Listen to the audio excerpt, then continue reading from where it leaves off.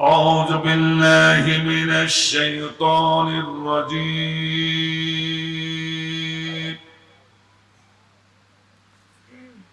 بسم الله الرحمن الرحيم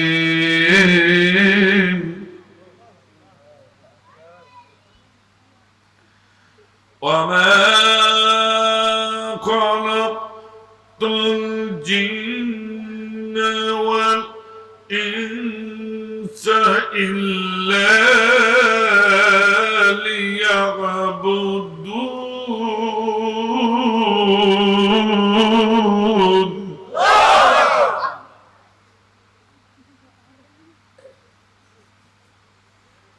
ما أريد منهم من رزق وما أريد أن يطعمون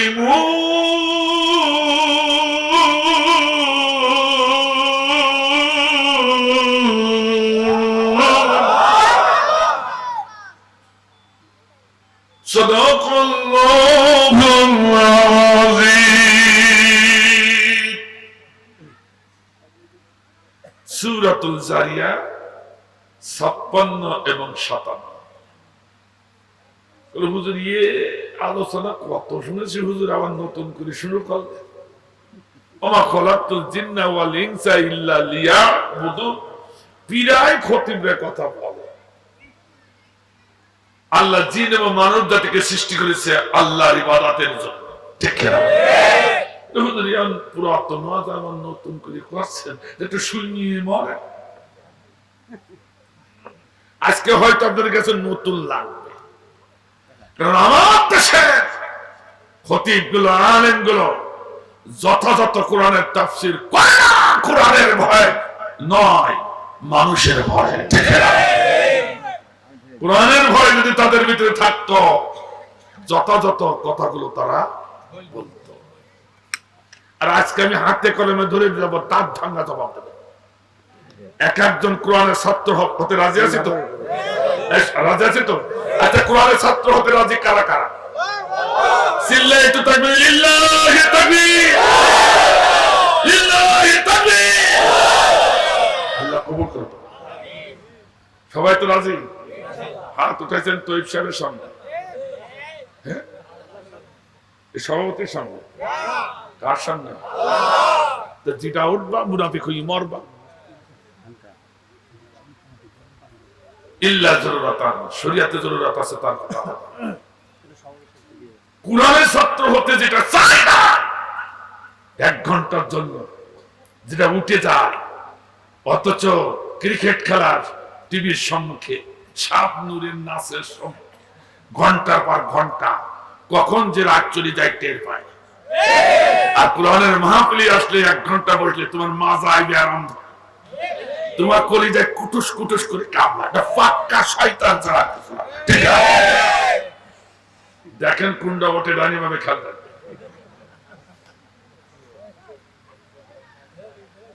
কোরআনের কাছে আমরা হাত উঠাইছি, আল্লাহ কবুল করুন, আমিন।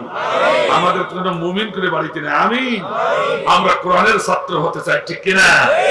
কারণ কোরআনের ছাত্রের কথা কেন বললাম, কত মর্যাদা, তাই শুনুন। যে আমল করছি, এই আমলে আমরা জান্নাতে যেতেও পারি, নাও পারি। আমি এক কথা বলছি, এই আমল দিয়ে জান্নাতের আশা করা যাবে না। কিন্তু কোরআনের ছাত্র যদি হয়, তাহলে এই অবস্থায় যদি মরণ হয় বাড়ি যেতে যেতে, আল্লাহ রব্বুল আলামিন কোরআনের ছাত্র হওয়ার নিয়ত করার কারণে আমাদের গুনাহ খাতা মাফ করে দিয়ে জান্নাতে ঢোকায়। এই ব্যাপারে অসংখ্য হাদিস। এই জন্য ছাত্র বানালাম। আমি খারাপ করলাম আপনাদের? ভালো মানুষ, ওমা খলাকতুল জিন্না ওয়াল ইনসা ইল্লা লিয়াবুদুন। আল্লাহ বলেন, আমি মানব জিন জাতিকে সৃষ্টি করেছি শুধুমাত্র একমাত্র আমার ইবাদতের জন্য। কিন্তু আল্লাহ পরের টুকু কি বলছে শুনুন, পরের টুকু কি বলছে শুনুন। মা উরিদু মিনকুম মিন রিজকিন ওয়া মা উরিদু আইয়ুতিমা। ও পৃথিবীর মানুষ, তোমরা মনে করে নিও না আমি তোমাদের কাছ থেকে এর বিনিময়ে রিজিক চাচ্ছি, সম্পদ চাচ্ছি, তোমার কাছে খেতে চাচ্ছি।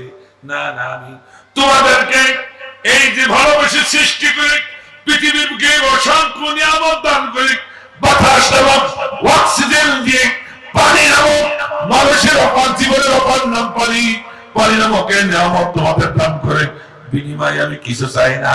এই লাইট দিয়েছি, বিনিময়ে কিছু চাই না। আজকে ডেকোরেটর ভাই লাইট চালাচ্ছে, মাইক ভাই মাইক চালাচ্ছে, একটু পরে ক্যালকুলা লাগবে। কথা কয় না, কার কথা কয় না।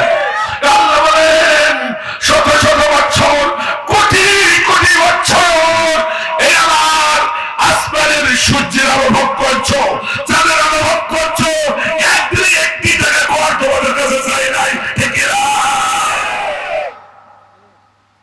কথা ঠিক আছে তো? এইটুকু লাইট জ্বালাইতেছে আর মাইক দিতেছে, তাই এত টাকা গুনতে হইল। তাহলে আল্লাহ যে কোটি কোটি বছরে চালাচ্ছে, কত টাকা গুনতে হতো। আল্লাহ বলছে এর বিনিময়ে আমি তোমাদের কাছে কিছু চাই না, চাই শুধু আমার ইবাদত। আল্লাহু আকবার। কথা কত গুরুত্বপূর্ণ, বুঝতে পেরেছেন? কিন্তু আমার ভাইজান, এইবার ব্যাখ্যার দিকে যাচ্ছে সংক্ষিপ্ত পরিসরে, এই জন্য একটু তড়ি ঘড়ি বলবো, বিবেকবানরা বুঝে নেবেন। আমার মারা একটু খেয়াল করে শুনুন, আপনাদের কথা একটু পরে আসে ইনশাআল্লাহ, কথা সবার জন্য। ভাইরা আমার একটু শুনুন। অথচ আল্লাহ বলল জিন এবং মানব জাতিকে ইবাদতের জন্য সৃষ্টি করেছে, কিন্তু আদম আলাইহিস সালাম থেকে পর্যন্ত নিয়ে আমাদের বয়স হলো ৮৫০০ বছর। কত বছর? আরো জোরে মুখস্থ করেন, আরো জোরে। বাবা আদম আলাইহিস সালাম থেকে পর্যন্ত বয়স কত? তাহলে আমাদের মানুষের বয়স কত? ৮৫০০। ঠিক আছে, ৮০০০ বছর। অথচ আপনাকে জানেন পৃথিবীর বয়স কত? আজকে বললে মনে থাকবেন তো? ৪৫০ কোটি বছর। আল্লাহকে জোরে বললেন না? কত কোটি বছর? ব্যাপার কি? ও নামাজি ভাই, ও মুসলমান প্রেমিক, আল্লাহ প্রেমিক মুসলিম, একবার কেউ চিন্তা করলেন? জানি না তা চিন্তা করো। এখন শুন, অনেকে আছে নাকি ৪৫০ কোটি বছর হচ্ছে পৃথিবীর বয়স, আর আমরা এসেছি মাত্র ৮৫০০ বছর। এই কোটি কোটি বছর ১,০০,০০০ হইল না, ১ কোটি তো দূরের কথা, ১,০০,০০০ হলো না, ৮৫০০ বছর আমাদের বয়স। তাহলে এই যে কোটি কোটি বছর বয়স পৃথিবী, এই আল্লাহকে খেলা করেছে পৃথিবী সৃষ্টি করে? হ্যাঁ, কথা কয় না। আল্লাহ কি অহেতুক কোনো কাজ করে? খেলাধুলা করে না। তাহলে কি হলো একবার চিন্তা করলেন না? কে শুনিয়ে বলেন না? থাকবে কেবল শুরু। আমার ভাইজান, আলোচ পৃথিবীর মানুষ, আমি পৃথিবী এমনি এমনি সৃষ্টি করে বসে নয়, আমি আল্লাহ আমার লক্ষ্য উদ্দেশ্য নিয়ে পৃথিবী সৃষ্টি করেছি। আমরা প্রশ্ন করি আল্লাহ, তাহলে আমাদের বয়স ৮৫০০ বছর, তাহলে আমার এই কোটি কোটি বছর সারাটা সময় তুই পৃথিবী বানাই কি করলে? আমাদের শোনা ঠিক না? আমার ভাইজান, প্রথম কিতাবগুলোতে পাওয়া গেছে, গুগলে এখন টাচ করেন আপনি পেয়ে যাবেন। সেটা কি একটু ভালো করে শুনি মানেন। আল্লাহ বলে না, আমি পৃথিবীতে প্রথম তৈরি করেছিলাম হিন জাতি। কি জাতি? হিন। হিন কি বললাম? হিন জাতি। হিন জাতি তৈরি করেছিলাম শুধু আমার ইবাদতের জন্য।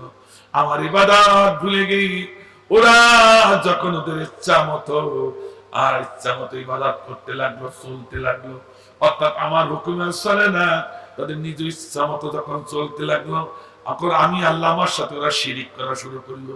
কি করা? আরো ধরে কি করা? তাও শিরকে আকবর। কারণ আল্লাহর আইন বাদ দিয়া নিজের আইন মতো চলা, মানুষের তৈরি করা হবে আইনে চলা, এটা হলো শিরকে আকবার।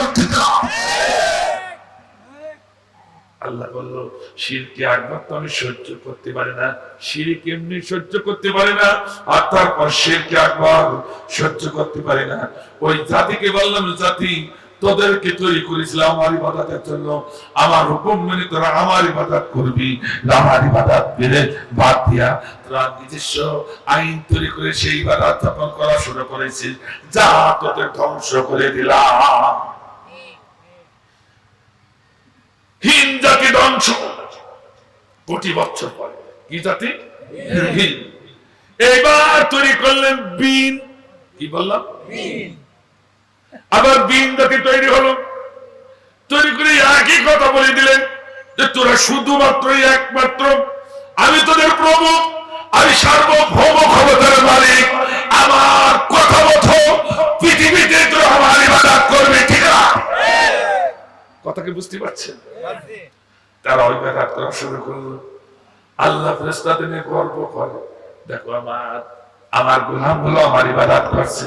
কিন্তু আবার কোটি বছর চলে যাওয়ার পরে ওরা আল্লাহকে ভুলে গেল, আল্লাহর আইন বাদ দিয়া, আল্লাহর ইবাদত বাদ দিয়া নিজেরা মন গড়া আইন তৈরি করে সে আইনের পরে চলতে লাগলো, অর্থাৎ শয়তানের আইন।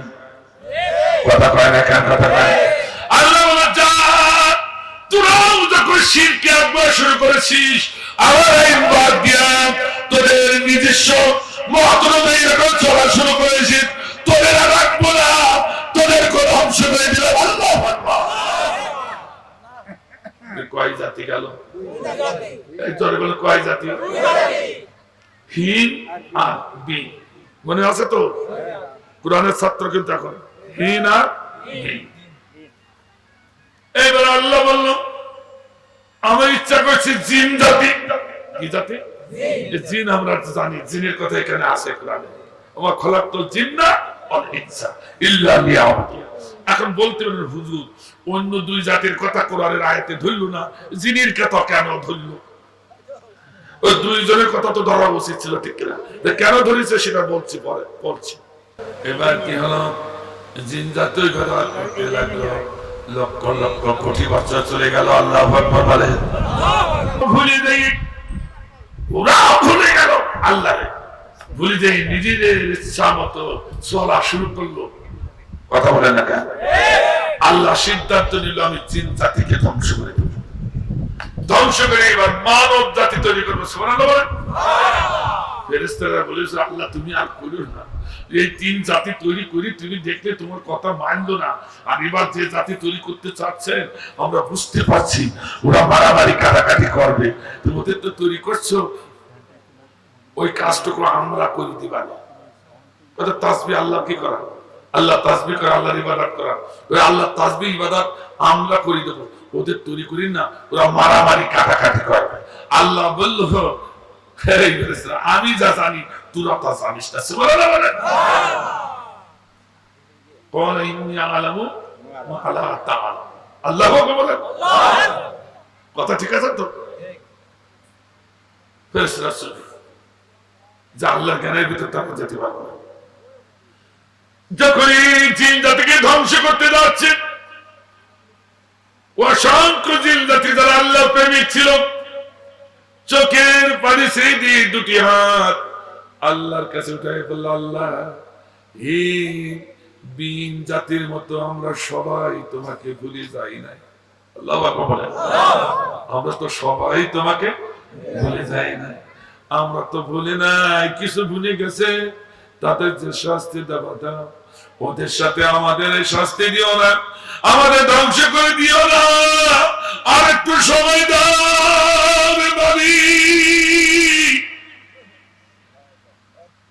জিন জাতি যখন আবেদন করলো, আল্লাহ বলল যা, আবেদন যখন তোরা করলি, এটা আমার সিদ্ধান্ত নড়ে না। সুবহানাল্লাহ। হুকুম নড়ে তা হাকিম, হাকিম নড়ে তা হুকুম।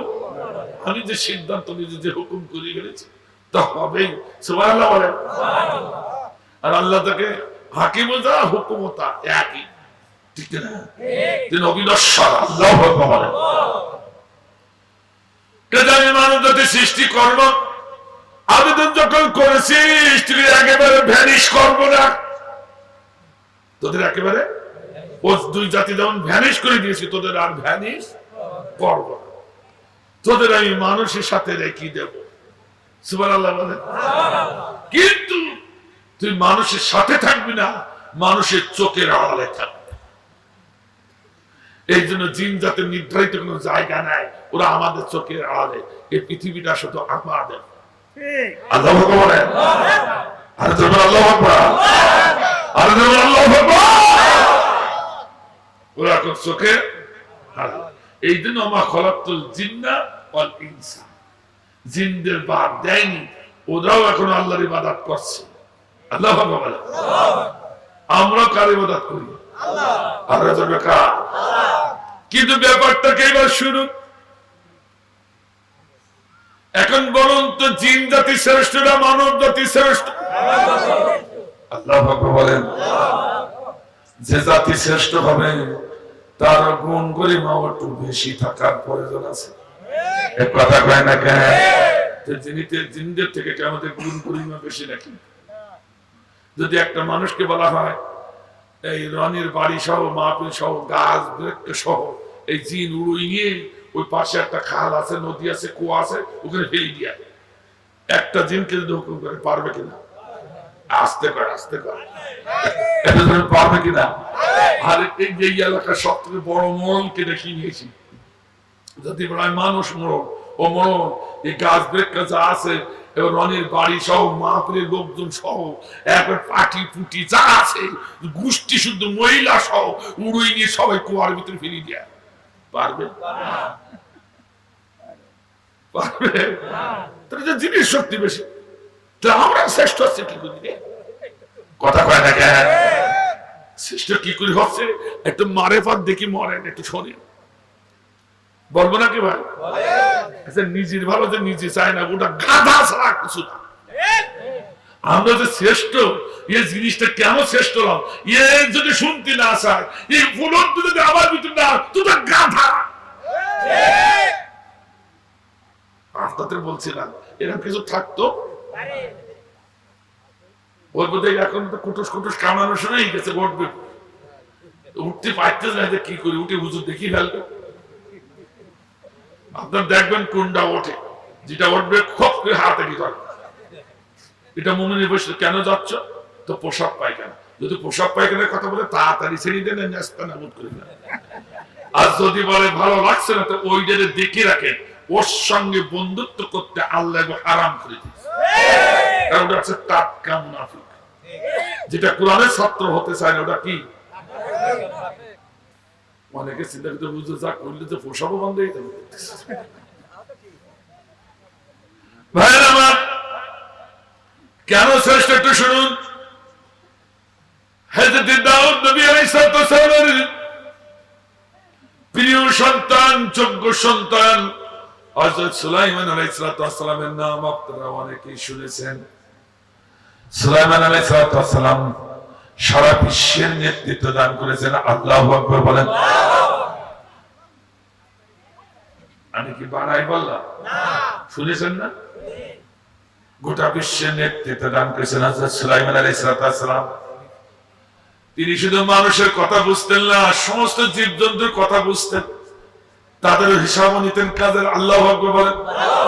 হাজিরা চলছে, হঠাৎ করে দেখে হুদুদ পাখি নাই। আমি বলে বিলকিস রানীর কাহিনী বলছি, ও চিন্তা করতে, ও কাহিনী আপনারা জানেন, আমি ও বলছি কি বলতে শুনি বলো। অনেকে চিন্তা করে, আমার মা বোনেরা মনে করছে ও হুজুর একটা পাইছে আজকে বিলকিস রানী কবে। না, আমি কি বলছি মার একটু শোনো। আমার ভাইরা, সুলাইমান আলাইহিস সালাম হাজিরা দিতে দেই ডাকে, হাজিরা নিতে দেই ডাকে, হুদুদ পাখি নাই। বলো হুদুদ পাখি গেল কোথায়? অনুপস্থিত। সঙ্গে সুলাইমান আলাইহিস সালাম রুল জারি করলেন, আমার পার্লামেন্টে আমার অনুমতি ছাড়া কেউ যদি অনুপস্থিত থাকে, অনুপস্থিতের উপযুক্ত কারণ দর্শাতে না পারলে তার ছেড়িকাণ্ড হয়ে যাবে। আল্লাহ কথাকে বুঝতে পারছেন? ছেড়িকাণ্ড। আমার ভাইজান হুজুর পাকের উপর আসতেছে, ওর অনেক বন্ধুদের সঙ্গে দেখা হয়ে গেছে, একটা সর্বনাশ। আপনার সম্পর্কে এই রুল জারি করেছে প্রেসিডেন্ট সুলাইমান নবী আলাইহিস সালাম। হুজুর পাকে বলল, আমি ইমানদার, আমি মিথ্যা কথা বলি না, আমি বাদশার আইন মানি, আল্লাহর আইন মানি। আল্লাহ আল্লাহ বলে বাদশা ছিল ইমানদার, ঠিক না? সে আল্লাহর আইন অনুযায়ী দেশ পরিচালনা করত। কাজে তিনি জানতেন আমি আমার নেতার কথাও মানি, আমার আল্লাহর কথা মানি, আমি ইমানদার, আমি ভয় পাই না। সুবহানাল্লাহ। আরো ধরে বলুন না সুবহানাল্লাহ। এই জন্য দেখেছি ইমানদার যারা, মুমিন যারা হাসি মুখে ফাঁসির মঞ্চে চলে যায়, কিন্তু স্বৈরাচারের কাছে মাথা নত করে না। আমি কি কোন দলের পক্ষে বলবো? কুরআনের পক্ষে বলছি। কোন দলের পক্ষে চলে গেলে তো আমার করার কিছু নাই। কথা পায় না কেন? কি আওয়ামী লীগ বলেন, বিএনপি বলেন, জাতীয় পার্টি বলেন, জামাত ইসলাম, তাবলীগ জামাত বলেন, পীর মুরিদি বলেন, আমি কার পক্ষে বিপক্ষে বলছি না, আমি কুরআনের পক্ষে বলছি। কুরআনের পক্ষে বললে যদি কোন দলের পক্ষে চলে যায় তাহলে আমি করব কি? কথা বুঝতে পারেন? আমাকে নিয়ে অনেক মন্তব্য, তো এদের একটু বলিয়ে দিলাম মাঝখানে। এই জন্য অনেক ভাইরা আসি নাই। ভাইরা আমার, এবার শুরু হুজুর থেকে হাজির, সঙ্গে সঙ্গে তলব করা হলো, অভিযোগ দায়ের করা হলো। অভিযোগের উত্তরে বলছেন আমিরুল মুমিনিন হযরত সুলাইমান আলাইহিস সালাম, আমার গুস্তাকে মাফ করবেন, আমি এমন এক বড় মেসেজ নিয়ে এসেছি যে মেসেজ শুনলে আপনি অবাক হয়ে যাবেন। আপনি গোটা পৃথিবীর নেতৃত্ব দিচ্ছেন, অথচ আপনার মানে যে এমন একটি দেশ পৃথিবীতে আছে যে দেশের খবর আপনি সুলাইমান নবী এখনো জানতে পারেননি। আল্লাহু আকবার। কি জেনেছেন কথা যে আমি সুলাইমান নবী গোটা পৃথিবী জয় করেছি, নেতৃত্ব দিচ্ছি, আর একটা দেশের খবর আমি এখনো পেলাম না। কি আশ্চর্য! তুমি কি সত্য বলছে? হ্যাঁ, আমি স্বচক্ষে দেখে এসেছি। তাও যারা তারা সে দেশ পরিচালনা করছে একজন মহিলা। কে? কি আশ্চর্য কথা! তখন আশ্চর্য ছিল মহিলা দেশ পরিচালনা করবে মানে। আর রিজালুল কাওয়ামুন আলা নিসা, আল্লাহ আছে মুসলমান যারা তাদের নেতৃত্ব দিবে পুরুষরা। আর সে আবার কে গো? মহিলা নেতৃত্ব দিচ্ছে। কথা কয় না কেন? আমাদের কাছে এখন আর আমল হয় না, মহিলাদের নেতৃত্ব খেতে খেতে গুতু খেতে খেতে সাধারণ আমলে পরিবর্তন হয়ে গেছে। মহিলা বললে আমাদের আর গা জ্বলে।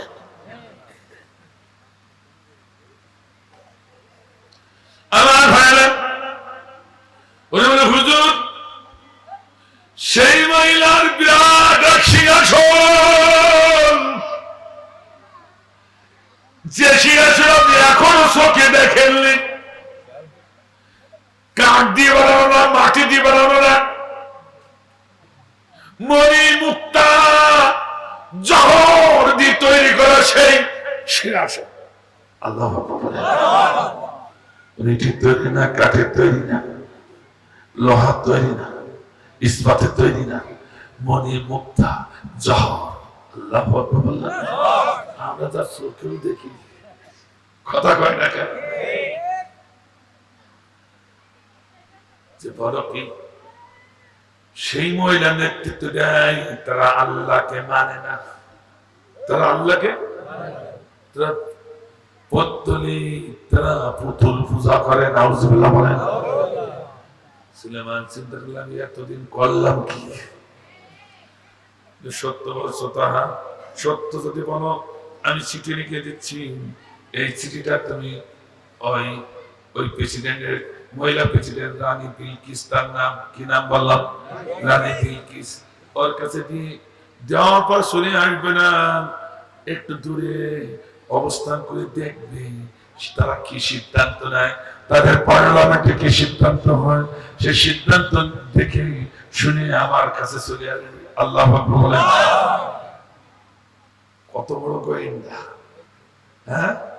মুসলমানদের মারিয়ে ফেলবা না, অত সহজ হবে? একটু টের পাচ্ছে কেউ কেউ, কথা কয় না। স্বৈরাচার তো টের পেয়ে গেছে। এখনো যদি কেউ নতুন করে স্বৈরাচার তৈরি করতে চাও, স্বৈরাচার হতে চাও, এর থেকে শিক্ষা নাও যে তোমার কপালে একই অবস্থা হবে।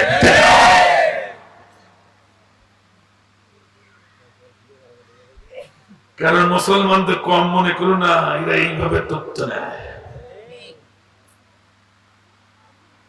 হুজুর তাকে তথ্য নিয়ে এসে বলছেন, হুজুর মজার কথা হলো কি, পার্লামেন্টে সিদ্ধান্ত নিতে দিয়ে বলছেন মুসলমানের কাছে আমরা মাথা নত করব। তখন ওদের ভিতরে একজন বিজ্ঞজন ঠেলে উঠে বলল, তোমরা তো সুলাইমানকে চেনো। আল্লাহু আকবার বলে, আর জোরে আল্লাহু আকবার। আই যে গোটা পৃথিবীতে আলোচনা সমালোচনা তোমরা কারে কি বলো, ওদের চিনা যায় না। সুবহানাল্লাহ জোরে বলেন না। জেলাতের বক্তা তো তাড়াতাড়ি রক্ত ফুটায় হয় না। আল্লাহু আকবার। সে কারা বুঝি নেন, বাংলায় বলা লাগবে না কে? আমরা বলছি না, পৃথিবী বলছে। চোখ থাকলে দেখি বলেন। আল্লাহু আকবার। দুই একটা মাইয়ে, দুই একটা মাথা থেকলে দিয়ে, দুই একটা বুকে সুরা লাগিয়ে, দুই একটা হজম করে দিয়ে, দুই একটা গুম করে দিয়ে ওদের কুফুকাট করা যায় না। হাসির মঞ্চে যারা হাসির মুখে চলে যায়, তাদেরকে পৃথিবীর মুখ থেকে উৎখাত করতে পৃথিবীর কোনো শক্তি পারে না।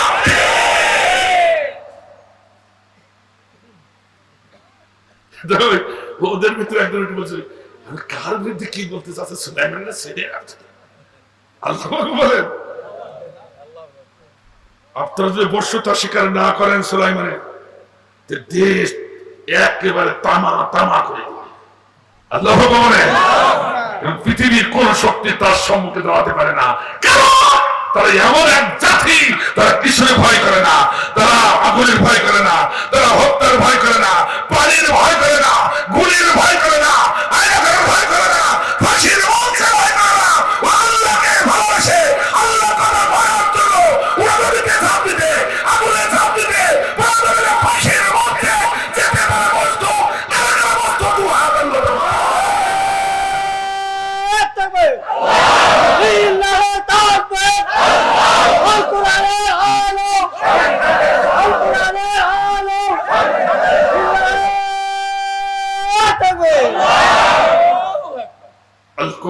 আমি ব্যস্ত হয়ে পড়েছি, ব্যস্ত হলে আমি ছাড়ি দেব। কণ্ঠ নেই তাই কি ভাঙ্গা কণ্ঠে চল।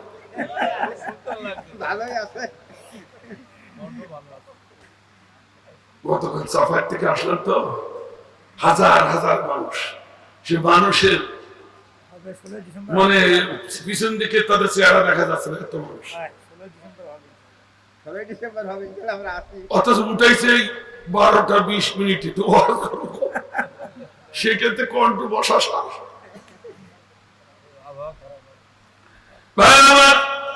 অসুবিধা হচ্ছে না তো?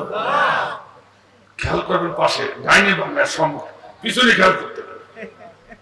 ডাইনি বাংলার খেয়াল করবেন যে কোনটা মুখতেছে, কোনটার মুখ কালি হয়ে যাচ্ছে, ওটা দেখে রাখেন, ওর হৃদয়তে দাওয়াত দিতে হবে। মুখ যেটা কালো হয়ে যাচ্ছে বুঝতে হবে ধরা করেছ। মুখে চেহারা দেখে সব বোঝা যাবে, ঠিক না? ওইটাকে টার্গেট দিয়ে লোকের দাওয়াত দিয়ে ইসলামের পথে আনতে, ওদের সাথে আমার শত্রুতা না, ঠিক না?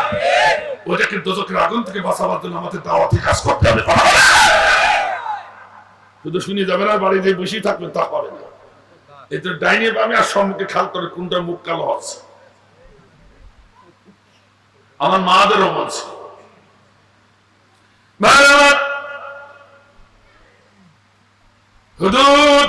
খবর দিলেন, তারপর কি সিদ্ধান্ত? সিদ্ধান্ত আপনাদিকে আসতেছে, শেষ পর্যন্ত সিদ্ধান্ত নিল, না না আমাদের ক্ষেত খামার সব নষ্ট করে দিয়ে যাবে, আমাদের বাচ্চাগুলো মারা যাবে, মহিলাগুলো তারা নিষ্পেষিত হবে, না না কাজ করা যাবে না, আমরা চলে যাই বর্ষিতা স্বীকার করে কর দেব সুলাইমান নবীর কাছে যেয়ে আল্লাহু আকবার। হাজার হাজার মাইল দূর সাবানাবর সেখান থেকে বের হয়েছে, কেমন বের হয়েছে, হুদহুদ পাখি দৌড়িয়ে আসলেন। হুদহুদের এই অবস্থা, ওরা আসতেছে, তখন সঙ্গে সঙ্গে পার্লামেন্টারি এবার সভাপতি দিলেন সুলাইমান আলাইহিস সালাম। আর তোমরা বলো ইসলামের রাজনীতি নাই, পুরো কবাদি ঝাঁটা খাকি মুসলমান। এখনো কিছু আলেম আছে, কিছু বুজুর্গ আছে, কিছু ইবাদতকারী আছে, এখনো ওরা বলে ইসলামের রাজনীতি নেই। ওটা ওর মতো কুয়োর ব্যান বাংলাদেশের একটা কিছু জানেই না। হযরত সুলাইমান আলাইহিস সালাম শুধু মানুষের পার্লামেন্ট না, গোটা বিশ্বে যত সৃষ্টি আছে সব সৃষ্টিদের নিয়ে পার্লামেন্ট তৈরি করে নেন। তাহলে এরকম পার্লামেন্ট তৈরি করতে কোনো মানুষ পেরেছে? এই কথা বলেন না কেন? শ্রেষ্ঠ রাজনীতিতে থাকে এই ইসলামে আছে, কোরআনে আছে, ঠিক আছে?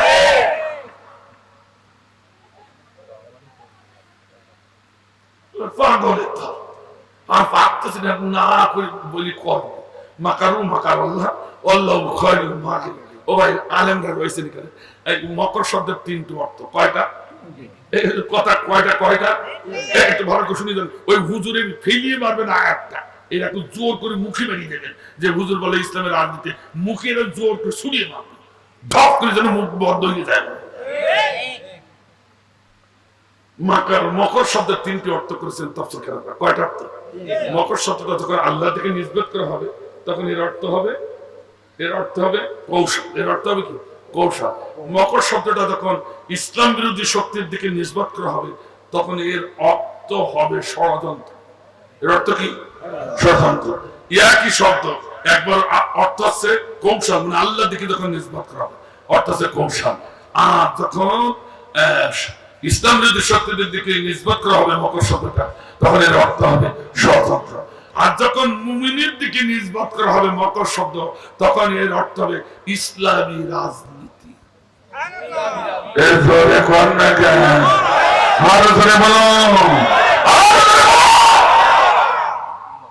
ও হুজুর তুমি পড়নি কো, আর তুমি এখনো বলো ইসলামের রাজনীতি নেই?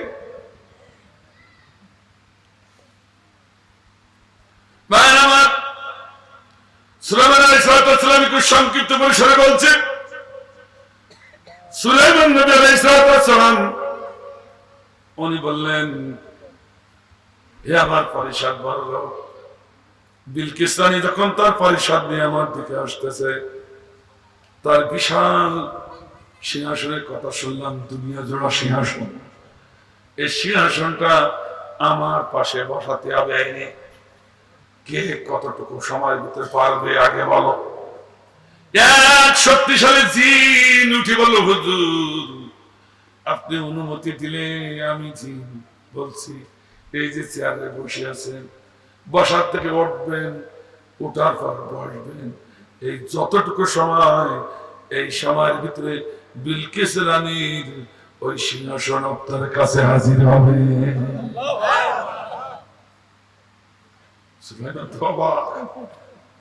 সুলাইমান আলাইহিস সালাম তখন তো বিজ্ঞ মানুষ, আর একটু টেস্ট করার জন্য উনি বলছেন, এর থেকেও দ্রুত কেউ কি আনতে পারবে? আল্লাহু আকবার।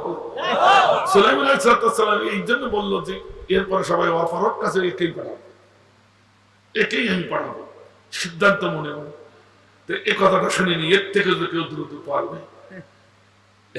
আল্লাহর গোলাম মানুষ, কি বললাম? সে আল্লাহর গোলাম মানুষ। সে হেঁটে বলছে, হুজুর মুস্তাকে মাফ করবেন, আপনি যদি অনুমতি দেন তো চোখ বন্ধ করে চোখ মেলবেন, তো চোখের পলক দিতে যতটুকু সময় লাগবে সেই সময়ের ভিতরে আপনি অনুমতি দিলে আমি আল্লাহর গোলাম, আমি মানুষ, আমি শ্রেষ্ঠ মানুষ, আমি রানীদের কাছে সিংহাসন এতটুকু সময়ের ভিতরে আপনার পাশে এনে দিতে পারি। আল্লাহু আকবার জোরে বলা যাবে না? আর আল্লাহু আকবার জোরে আল্লাহু আকবার। আর মানুষের কৃতিত্ব জানার পরে যদি আমার ভিতরে আনন্দটা না আসে, কিসের মানুষ হবে? ঠিক কথা কয় না কেন? সুলাইমান আলাইহিস সালাম তো দ্বিতীয় কোনো কথা না বলে যাও তোমাকে অনুমতি দিলাম, ও এই কথা বলো সারা সিংহাসন পাশে হাজির। সুবহানাল্লাহ বলেন না? শ্রেষ্ঠ কারা? একটু জোরে বলেন শ্রেষ্ঠ কারা? আগে দেখি তো মনে করলেন মনে হয় শ্রেষ্ঠ জিন জাতি হবে, আসলে শ্রেষ্ঠ হচ্ছে মানুষ। আজ সেরকম যাদের কাছে কালেমা আছে, যাদের কাছে কোরআন আছে, যাদের কাছে আল্লাহ আছে, যাদের কাছে রাসূলের নেতৃত্ব আছে, এদেরকে যতই দুর্বল মনে করা হোক, আর এর বাইরে তারা বিশাল শক্তি দাঁড়িয়ে গেছে, আমাদের বিশ্বাস করে নেবে ও শক্তি কিছু না, এরাই আমার শ্রেষ্ঠ শক্তি। সময় ব্যবধানে সেটা প্রকাশিত হবে ইনশাআল্লাহ। হয়ে গেছে, আরো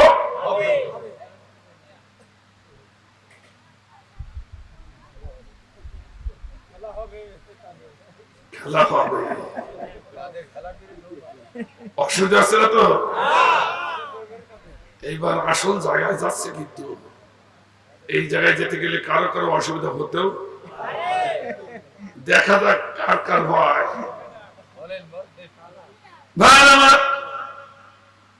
তাহলে এই তিন জাতিকে ইবাদতের জন্য সৃষ্টি করেছে কে? কুরআন এসেছে মানুষকে আমি শ্রেষ্ঠত্ব দান করেছি। কেন করেছি? তার কাজও শ্রেষ্ঠ। সুবহানাল্লাহ বলেন। তার কাজও বেশি, ঠিক না? আমার বাজান অন্যান্য জাতিদের একটি মাত্র দায়িত্ব ছিল ইবাদত করা, আর মানব জাতির আল্লাহ রাব্বুল আলামিন দুটো দায়িত্ব দিয়ে পৃথিবীতে পাঠিয়েছেন। কয়টা? এতদিন শুনেছেন একটা, আজকে ভালো করে শুনিয়ে যান। কয়টা? আরো জোরে বলুন, আর একটু জোরে বলুন। দুইটা। একটা হলো ইবাদত, আর একটা হলো খিলাফত। এটা আমি বানাই বলছি না, এই নেন কর করে দলিল। সূরাতুল বাকারা 30 নম্বর আয়াতে আল্লাহ বলছে, বড় আয়াত পড়ার সময় আমার নাই, ইন্নী জাইলুম ফিল আরদি খলিফা। আল্লাহ আল্লাহ আল্লাহু আকবার। আল্লাহ বলল, আমি মানুষকে শুধু ইবাদতের জন্য সৃষ্টি করি না, আমি মানুষকে সৃষ্টি করলাম আমি আল্লাহ আমার প্রতিনিধিত্ব করার জন্য পৃথিবীকে বানালাম। আল্লাহু আকবার বলেন। কার প্রতিনিধিত্ব? খিলাফত কি আপনারা বোঝেন না? একটু ভালো করে বুঝে যান, এর ব্যাখ্যা করার সময় আমার এখন নাই। এক কথায় বুঝুন, আল্লাহ আইনের প্রতিনিধিত্ব করতে হবে। কার আইন? আরো জোরে, আরো জোরে। আমরা কি আল্লাহর আইনের পক্ষে? জোরে বলুন, জোরে বলুন। আমার রাসূল বলেছেন, মাম্মাতা ওয়ালাম ইয়াজুব ওয়ালাম ইউহাদ্দিস বিহি নাফসা মাতা আলা শুবাতিন মিনান নিফাক। যে ব্যক্তির মরণ হলো, বড় খতিব, বড় মুফতি, বড় মুহাদ্দিস, বড় বক্তা, বড় আলেম, বড় নেতা, বড় নামাজি, বড় হাজী, অথচ আল্লাহর জমিনে আল্লাহর দ্বীন কায়েমের জন্য আন্দোলন সংগ্রাম করলো না, আল্লাহর দ্বীন কায়েমের সমর্থন অন্তরে থাকলো না, ওই মরণ হলো সম্পূর্ণ মুনাফিকের মরণ। কোরআন কই হাদিস?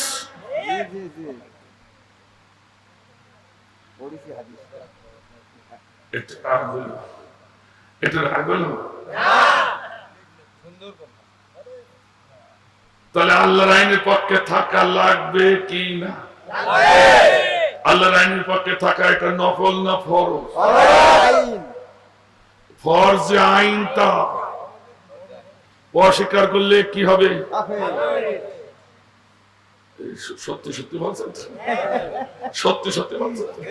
এর বুকে হাত দিয়ে দেখেন, আপনার বাপের বিরুদ্ধে হয়তো বলা হয়ে যাচ্ছে, আপনার স্ত্রীর বিরুদ্ধে বলা হয়ে যাচ্ছে, হয়তো আপনার দাদার বিরুদ্ধে বলা হয়ে যাচ্ছে, হয়তো আপনার ছেলের বিরুদ্ধে বলা হয়ে যাচ্ছে।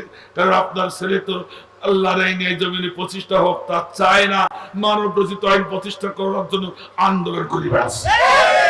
এরকম এদিকে নেই, এদিকে নেই। একটু আগে বললেন যে কাফের, কাফের আঙুল ফতোয়া দিন, আপনারা বলছেন আমি বলে ফতোয়া দিচ্ছেন, আপনারা বলেছেন, কিন্তু কাল বেলা বলবে যে তৈব সাহেব কাফের বলে গেছে। ফতোয়া দিলেন আপনারা, যদি ফরজে আইন যদি কেউ অস্বীকার করে সে কি তা আমি ফতোয়া দিলাম না আপনারা দিলেন? তা কালকে দেখি আমার নাম হবে কেন?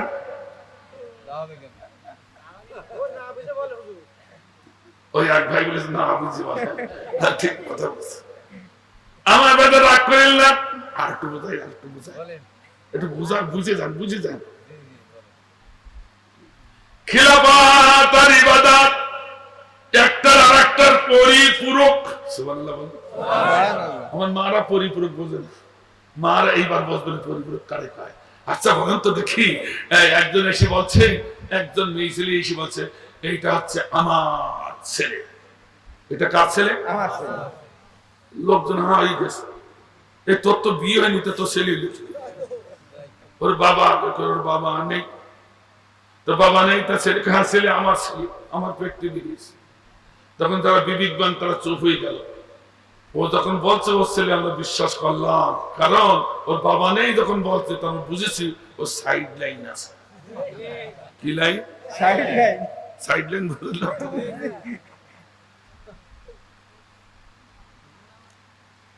আমার ভাইরা, এই জন্য, কারণ বিবেকবান ব্যক্তিরা জানে স্বামী আর স্ত্রী দুজন মিলন না হলে সন্তান আসতে দুইজনের সমান নাই সন্তান। আল্লাহ বলে কেউ যদি একজন এসে বলে আমি একা বানাইছি সন্তান, তো টাটকা মিথ্যে কথা বলছে।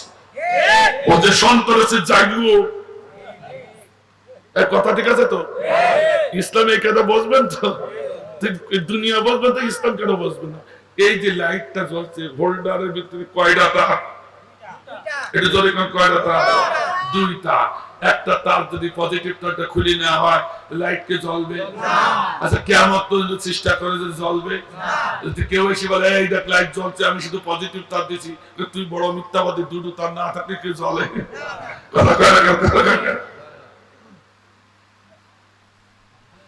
তাহলে আমার বোঝা গেল পরিপূরক কাকে বলে? একটা ছাড়া আর একটা হয় না, দুটো সমন্বয় করা লাগবে। খিলাফত আর ইবাদত একটা আর একটার পরিপূরক। আল্লাহকে পেতে হলে আল্লাহ আর রাসূলের ভালোবাসা অর্জন করতে হবে। ইবাদত আর খিলাফত দুইটা নিজের ভিতরে থাকা লাগবে, থাকা লাগবে, থাকা লাগবে। একজন নামাজ পড়ে রোজা রেখে হাজ করে ইবাদত করে, এক সাইড আছে পজিটিভ তার আছে, আর নেগেটিভ তার, অর্থাৎ আল্লাহর জমিনে আল্লাহর দিন কায়েম হোক সে পক্ষে নেই। আছে কিনা বলেন? একটা তার নেই আর একটা আছে, ওকে কোনদিন আল্লাহ পাবে, জান্নাত পাবে, ওর জন্য জাহান্নাম ওয়াজিব হয়ে গেছে। এই কথা বললেন যদি আজকের থেকে শুনে যান, আপনি যদি আল্লাহ জান্নাত পেতে চান, জাহান্নাম থেকে মুক্ত পেতে চান, আল্লাহর সন্তুষ্টি অর্জন করতে চান, আল্লাহর রাসূলের ভালোবাসা যদি পেতে চান, ইবাদত করা লাগবে, আল্লাহর আইনের পক্ষেও থাকা থাকা। এর থেকে পরিষ্কার কথা আর কোরআনে পাওয়া যাবে না।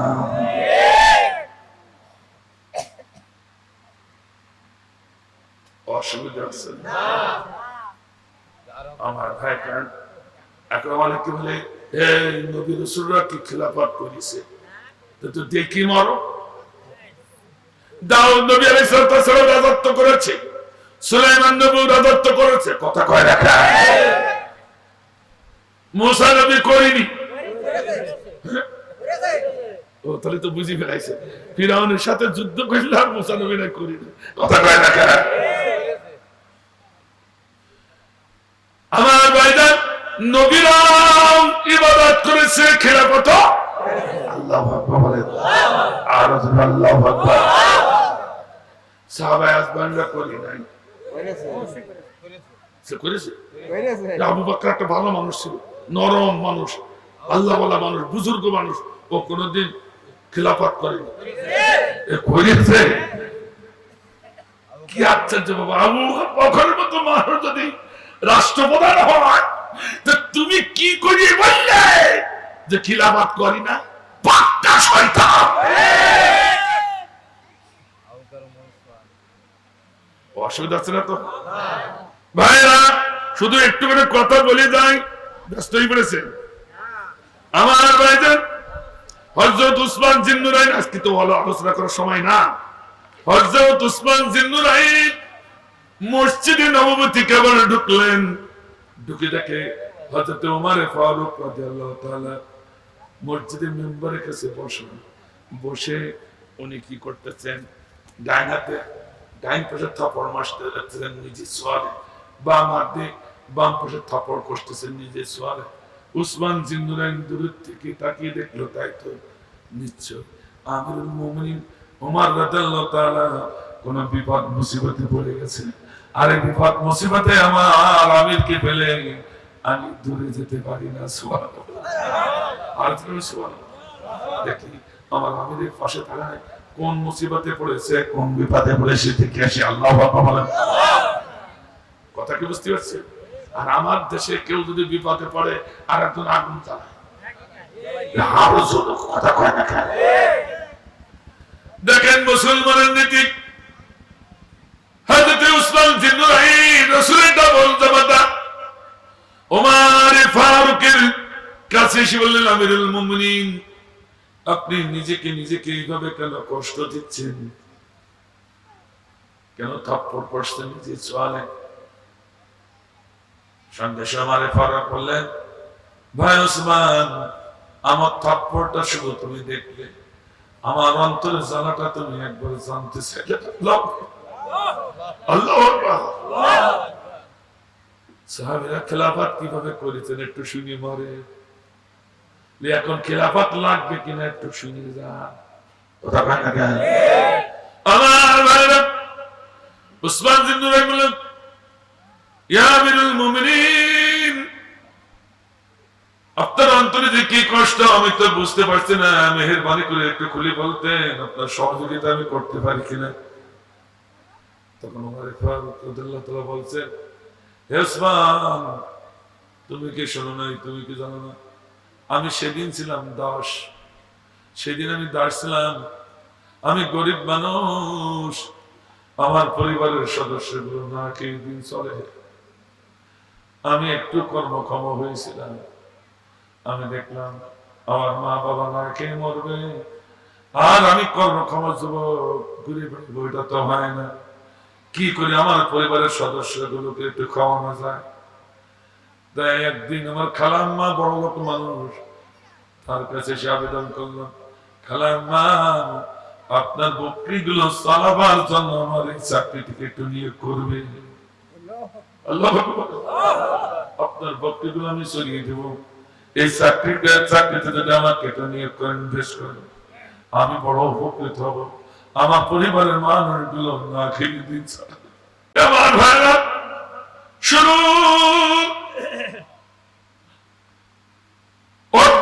প্রেসিডেন্ট আমিরুল মুমিনিন তিনি তখন রাখার এই আবেদন যখন খালাম্মার কাছে করেছে, বলল, বাবা স্যার, তোর আমি চাকরিতে ইনভেস্ট করে দিলাম, তুই এত টাকা পাবি।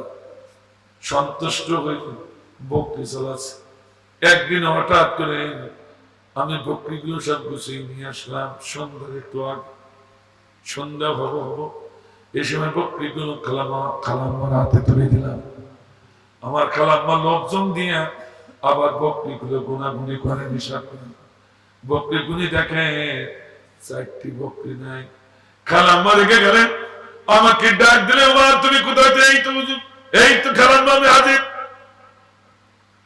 4টি বকরি নাই, তুমি কি বিক্রি করেছো না বাজারে খাওয়াইছো? সত্য কথা বলো।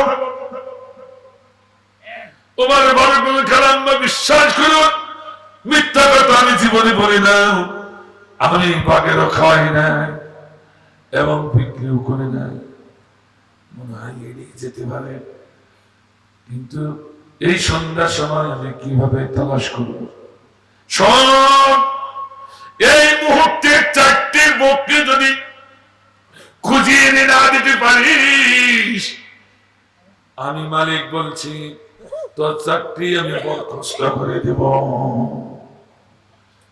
আমার ফারুক সেদিন কেটে উঠে বললেন, কালাম মা পা দুটো ছড়িয়ে ধরে আমার চাকরিটা বরখাস্ত করেন না আপনি। আমার বৃদ্ধ মা বাবা রয়েছে, কি তাদের খেতে দিবে, এই চাকরিতে যে টাকাগুলো দেন তাই দিয়ে কোন কায়দায় আমার সংসারটা চলে। চাকরিটা যদি নষ্ট করে দেন, বাতিল করে দেন, আমার মা বাবা না খেয়ে মরবে, আমি সইতে পারবো। আমি বকরি তরসে যাচ্ছি, যদি বকরি খুঁজি পাই আলহামদুলিল্লাহ, আর যদি না পাই আমার চাকরিটা আপাতত নষ্ট করে দিলাম। আমার চাকরি থেকে চাকরি বকরির টাকা একটু একটু করে কেটে নিয়ে তাহলে আমার পরিবারটা অন্তত কোনো কায়দায় একটু খেয়ে বেঁচে থাকবে। আমার ফারুকের কথা শুনে কালাম্মা আমরা বলে আমি সেই দাস, আমি আমার খাবার ধরল রাখার গিরি করেছি, আমি রাখার উসমান। ও ভাই উসমান, আজকে মদিনা মুনাওয়ারা মসজিদে বসে শুনছি আমি নাকি অর্ধদারের প্রেসিডেন্ট, 25টা রাষ্ট্রের কেন্দ্রীয় প্রেসিডেন্ট আমি। আমাকে লোকজন আমিরুল মুমিনিন বলে ডাকে। এই অর্ধদারের প্রেসিডেন্ট হওয়ার কারণে, এত সম্মান দেওয়ার কারণে আমার ভিতরে অহংকার এসে যায় কিনা? অহংকার এসে গেলে আমি তো মুনাফিক হয়ে মরে যাওয়ার বড়। তাই তো আমি নিজের মনকে থাপড়াচ্ছি, মন সাবধান হয়ে যা, তোকে অর্থজানের প্রেসিডেন্ট বলে ডাকে বলে তুই বরাদ্দ মনে করে তুই যেন অহংকার আনিস না, তাহলে মুনাফিক হয়ে খবরে যাবি।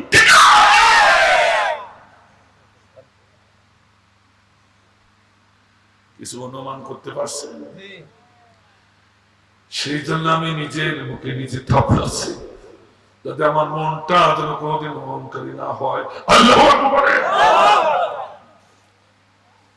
যদি বুঝবান কেউ থাকে বুঝ নিবি, আর বুঝবান না হলে আমি বুঝাতে পারবো, ও কিলালেও বুঝাতে পারবো না, ও চোখে গুঁতো মারলেও দেখবো।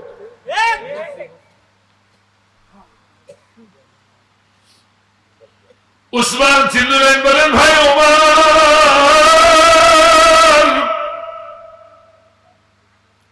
অর্ধদানের প্রেসিডেন্ট তোমার ক্যাডিট না, গোটা পৃথিবীর মানুষ তোমাকে সম্মান দিচ্ছে, ক্যাডিট তোমার না।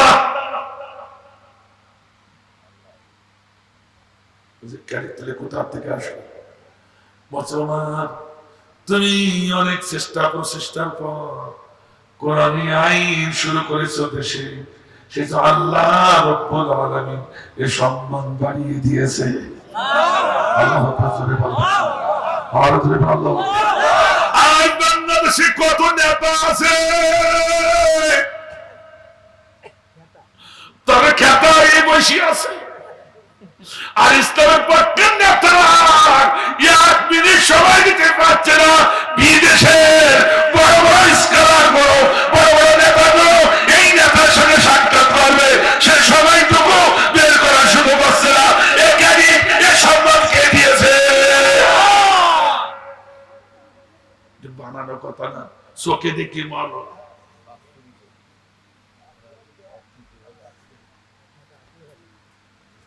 এরপরও যদি এই মুসলমান না বোঝে, গুতু মেটি বুঝতে হবে, তাছাড়া পথ নেই। আমার ভাইজান উমরের ফারুকের তলব নিয়ে গেল, কোরআনের কারণে এত সম্মান। আল্লাহকে বলেন, ওখানে বসে সিদ্ধান্ত নিল, কারো কিছু বললো না, বলবো না, সিদ্ধান্ত নিল কোরআনের কারণে যদি আমার মর্যাদা এত বেশি হয়, আমার রাষ্ট্রে যারা কোরআন দিয়ে চলছে তাদের মর্যাদা কত একটু দেখার দরকার। আমি একটু দেখতে চাই কোরআন দিয়ে রাষ্ট্র পরিচালনা হলে রাষ্ট্রটা কেমন চলছে, আমি একটু দেখতে চাই। আল্লাহ কোরআন দিয়ে যে রাষ্ট্র চলুক, সেই রাষ্ট্রটা কেমন হবে আপনারা দেখতে চান? তুই একটু গাড়িকে বলবো না, ছেড়ে দেবো। সময় হয়ে গেছে, আজকাল না একটু সংক্ষেপে বলে দিই, বিস্তারিত বলা যাবে না। ভাই আমার উমর ফারুক রাদিয়াল্লাহু তাআলা কুরআন দিয়ে রাষ্ট্র চালালে সেই রাষ্ট্রটা কত সুন্দরভাবে চলে, কত মজবুত, কত ভালোবাসা, কত প্রেম, কত প্রীতি। আল্লাহু আকবার। তার নিজের চোখে দেখবার জন্য উনি শব্দ ভেসে বেরিয়ে গেলেন। দূরে যেতে যেতে পাহাড়, মরুভূমি এলাকা পার হতে হতে যেই দেখে বিশাল এক পাহাড়, পর্বত এলাকা। সেই পর্বতের পদদেশে একজনের রাখাল বকরি চড়ায়। রাখালের কাছে যেই বলছে, ছদ্মবেশী আমার বলছে, হে রাখাল ভাই, আমি বড় ক্লান্ত, এক গ্লাস দুধ কি আমাকে একটু দেওয়া যায়? রাখাল তখন বলছে, ও প্রতীক ভাই, তোমার তো দুধ দিব ঠিক, কিন্তু তোমার পরিচয় তো একটু পাওয়া লাগবে, পরিচয়টা একটু দেন। চিন্তা করলে আমার পরিচয় দিলে তো ধরা খেয়ে যাবে, তাহলে তো আর টেস্ট করা হবে না। কি করে হঠাৎ করে কোরআন ওমরকে জানিয়ে দেয় এই বল। সুবহানাল্লাহ বলেন। কোরআন বল কি দাঁড়ালো, শারআ মিল্লাতান আবিকুম ইব্রাহিম হুয়া সাম্মাকুম মুসলিমিন। হে প্রতীক, আমার জাতির পিতার নাম ইব্রাহিম, আর আমার ধর্মের নাম আমি মুসলিম। আল্লাহু আকবার বলেন। এই কথা যে বলেছে মিস করে হাসছে। রাখাল মিস করে হাসে। প্রতীক ভাই, বুঝেছি তুমি মুসলিম, তুমি আসল না নকল। উমারকে বলছে আসল না নকল, একটু সহ্য করা যায়। আমার নিজে নিজে মনকে বাঁচে, মন রাগিস না, ঠান্ডা হ। আল্লাহ বলেন, তুই যদি চেতে যাস তাহলে আমি তো টেস্ট করতে পারবো না কোরআন দিয়ে কেমন রাষ্ট্র চলছে। সুবহানাল্লাহ বলেন। রাখাল ভাই, আমার ভিতরে আসল নকলের কি দেখলি? হে প্রতীক ভাই, আসল মুসলমান যারা, তারা চাওয়ার কাছে সতর্ক থাকে, যাত্রার কাছে তারা চায় না। সুবহানাল্লাহ বলেন। দৌড়ে যাইয়ে বট গাছে ইট ঝুলি দিয়ে বলে, পিসা হুজুর একটা সন্তান দিস। এরা লোক আছে কেনা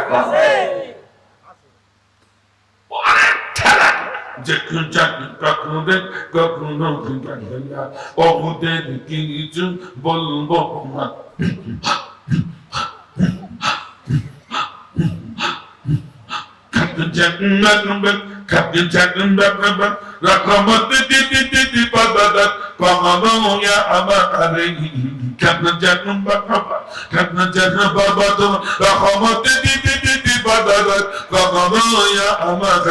তোমার রহমতে বিনে আমি পাপি যাব জাহান্নামে।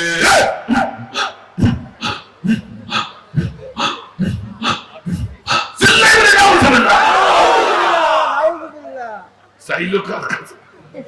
খাজা বাবার কাছে রহমত চাচ্ছে। কার কাছে?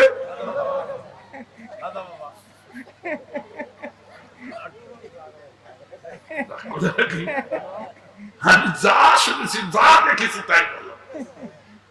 আসল মুসলমান যারা, যার ব্যাপারে তারা সতর্ক, যার তার কাছে চায় না। ইয়াকা না'বুদু ওয়া ইয়াকা নাস্তাঈন। আল্লাহু আকবার।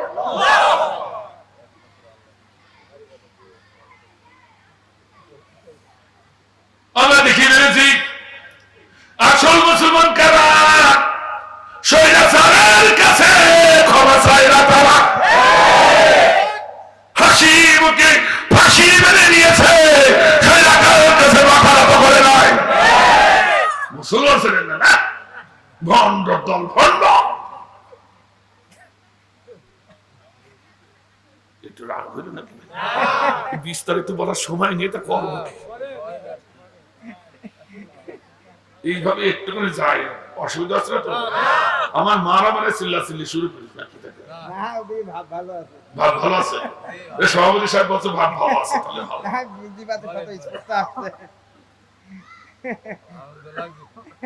ওই মারা যখন আসে ছেলে মেয়ে তিনটি নিয়ে আসে, একটা টানতে টানতে আনে, আর একটা ঘাড়ে করে, আর একটা পেটে। যেটা টানতে টানতে নিয়ে আসে সেটা সারি দেয়, ও যাই বেলুনের রোগী, শুধু বেলুন কেনে আর ফুটো। আর আর দুই এক মা বলে এই বাদাম থাকলে 1 কেজি বাদাম কিনে নিয়ে আয়। বাদাম নিয়ে এক জায়গায় আসল ফেলে দিয়ে বাদামের পরে আসলের পরে বাদাম গুলো ফেলে দেয়, বলে এই বউ এইদিকে আয়, ও দাদি এইদিকে আয়, ও শাশি এইদিকে আয়। সব এক জায়গায় গোঠুই বসে বাদাম তোলে কুটুস, বাদাম তোলে কুটুস, শুধু খা। কত কম যে খাই দেখলি বলে রাগব। যে পরিবারের স্ত্রীগুলো 1 ঘন্টা কোরআনের মাহফিল শুনতে দেখি বাদাম খায়, কোরআন শোনে না, ও তো স্বামীরে কবে খেয়ে ফেলাবে।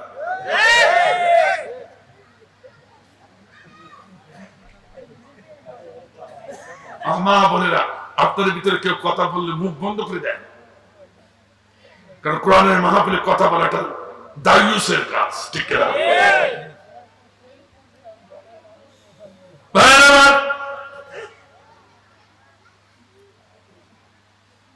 তখন বলছে হে রাখাল, আমার ভুল হয়েছে। ভুল হয়েছে তাহলে তো তোমার তওবা করা লাগবে। আল্লাহকে বলে আমি তওবা নিজে করে নিচ্ছি, আস্তে করে। তুমি মূর্খ মানুষ, তুমি তওবা করবে? আমি তওবা পড়াচ্ছি, তুমি তো আমার হাতে হাত দিয়ে তওবা করো। আল্লাহ কথা বুঝতে পারছেন?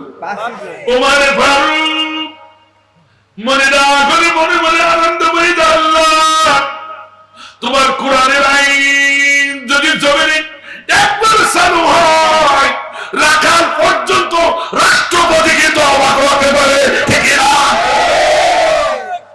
আল্লাহ এরকম একটা রাষ্ট্র আমরা চাই তো। তুমি রাগ করবা কেন ভাই?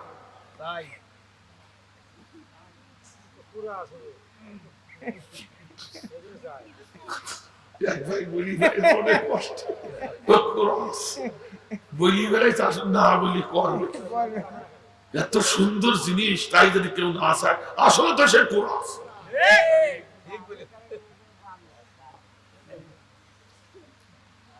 আমার বাড়ির চোখের পানি এসে যায়, আল্লাহ তোমার কোরআন যে এত সুন্দর, তোমার আইন চালু হলে রাখাল পর্যন্ত রাষ্ট্রপতিকে তওবা করাতে পারে।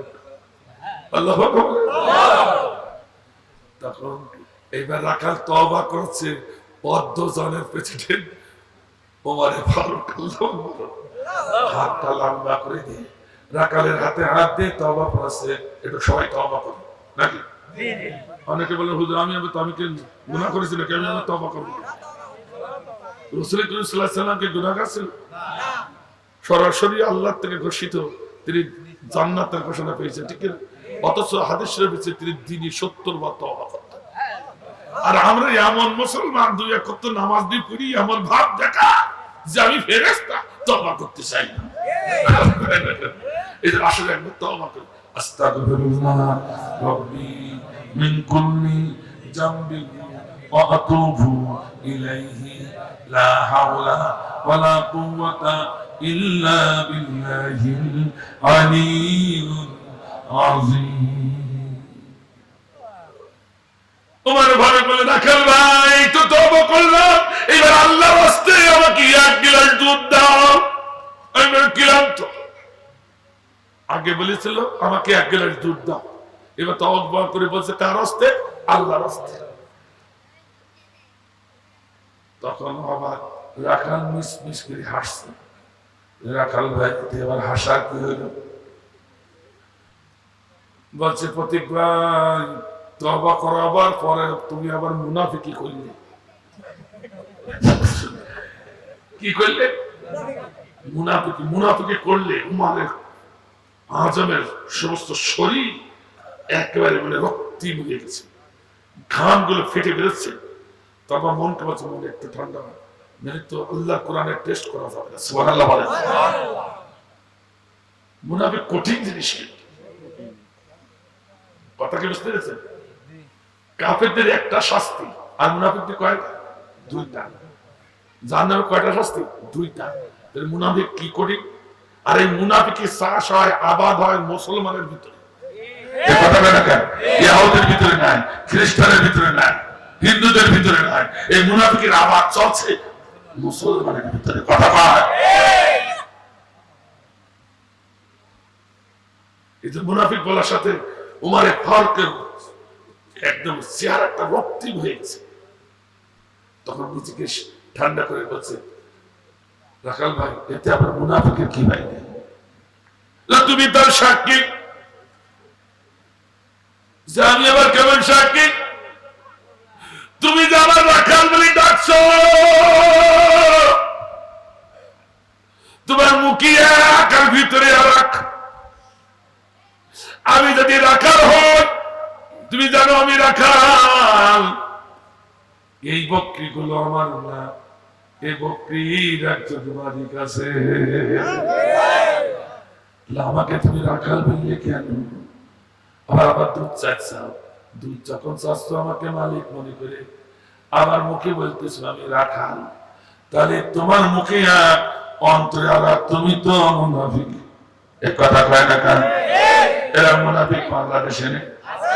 দৈনিক আমরা অন্তত 5 টাইম 5 টাইম কমপক্ষে আমরা ফরজ নামাজগুলো 17 বার সূরাতুল ফাতিহা পড়ি, ঠিক কিনা? ইয়্যাকা না'বুদু ওয়া ইয়্যাকা নাস্তাঈন। রব্বুল আলামিন গো, নাকে খড় দিলাম। নাকে খড় করে বুঝুন, মুরব্বিরা জানে আগে সালিশ করতো, খারিজ করার পর অপরাধীকে নাকে খড় দিত। এখান থেকে 1 কিলো নাকে খড়। আমি ছোট্ট ছিল সেই সময় দেখেছি দাদারাই করতো। আপনার এদিকে করেছে কিনা তো জানি না, এখন আর নেই। হয়েছে না নাকে খড়, নাক কেলাই রক্ত বেরিয়ে যেত, এর নাম নাকে খড়। তেমনি করে নাকে খড় দিয়ে আল্লাহ তোমার কাছে বলছি, আর কখনো কারো কাছে মাথা নত করবো না, কারো আইনের কাছে মাথা নত করবো না, একমাত্র ইয়্যাকা না'বুদু, তোমার কাছে মাথা নত করেছি, তুমি আমাদের সর্বভৌম ক্ষমতার মালিক। সাহায্য কার কাছে চাইবো না, একমাত্র সাহায্য চাইবো তোমার কাছে। আল্লাহু আকবার জোরে বললেন, আরো জোরে বললেন। আল্লাহ বলে কাবুরা মাকতান ইনদাল্লাহ। ও গুনা, সূরাতুল ফাতিহা তুমি কি বলে আসলে? কে বলছে? আল্লাহ। কে বলছে? আল্লাহ। ওখানে বলে আসলে নাকে খড় দিয়ে আল্লাহ আর কারো আইনের কাছে মাথা নত করবো না, তোমার আইন ছাড়া জিনা মসজিদে ফিরলে মানব রচিত আইনের জন্য পাগল হয়ে গেলে প্রতিষ্ঠা করার জন্য। কত বড় মুনাফিক তুমি, ঠিক কিনা? এ কথা বলে না? কাবুরা মাকতান ইনদাল্লাহ, আল্লাহর কাছে খুবই নিকৃষ্ট এই কথাগুলো। লা তাকুলুনা মা লা তাফআলুন, তুমি আমাদের যা বললে, কাজে অন্যটা করলে, এটা মুনাফিক ছাড়া আর কেউ করতে পারে না, ঠিক কিনা? এই কথা আমি বললাম না, আল্লাহ বললাম। সূরা সফ খুলে দেখেন, এই হাফেজ সাহেব আছে, অসুবিধা আছে না তো? অন্তত নামাজ যারা পড়বে না আজকের থেকে বুকে হাত দেন, আর মুনাফিকি হবে না। কথা বলে দেখা, ঠিক আছে তো? ঠিক আছে তো?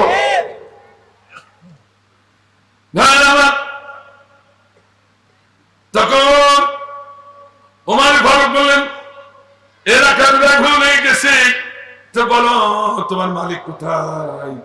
আমার মালিক এখান থেকে 10 কিলো দূরে। ওমর ফারুক তখন আর একটু চিন্তা, আর একটু টেস্ট করে দেখি। সুবহানাল্লাহ, সুবহানাল্লাহ, কুরআনের টেস্ট আছে। সুবহানাল্লাহ বলবেন না? তুই এটা করতে কুরআনের সমাজ কায়েম হোক, আপনারা চান না? আরে কেন কেন চান? তুমি হাত উঁচু করে আল্লাহু আকবার, তাকবীর, আল্লাহু তাকবীর, আল কুরআনের আলো, আল হাদিসের আলো, ইল্লাহ আল্লাহ কবুল করুন, আমিন। আমরা কিন্তু কোরআনের ছাত্র আর আল্লাহর প্রতিনিধি, ঠিক না? এক একজন প্রতিনিধি, সুবহানাল্লাহ বলেন। প্রতিনিধিত্ব করতে হবে আজকের থেকে নিয়ত করে প্রতিনিধিত্ব করতে হবে। রাজি আছে তো? আল্লাহ কবুল করুন, আমিন। ভাই আমার চিন্তা করে যে আর একটু টেস্ট করি, বলে আমি তো বড় ক্লান্ত, এখন করি কি, বুকটা শুকিয়ে যাচ্ছে।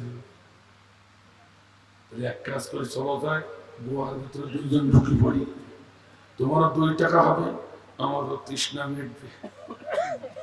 উমারে ফারুকের কোন পয়েন্ট পেয়াদা ওখানে দেখতে পাবে না। রাখাল বলছে, তুমি না মুসলমান বললে, তাতে কি হয়েছে?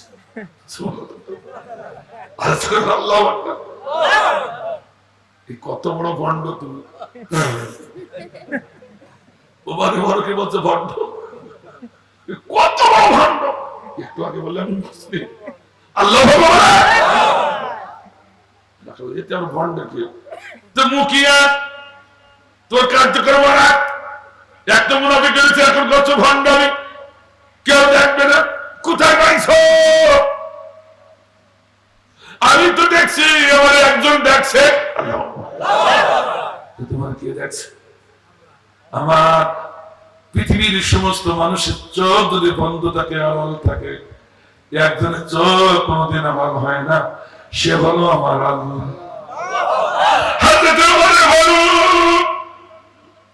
একটি দেখালেন জবান থেকে কথা শুনি মাত্র তার আল্লাহর প্রতি কত ভালোবাসা নির্ছলে, যখন আল্লাহকে যে ভয় করে,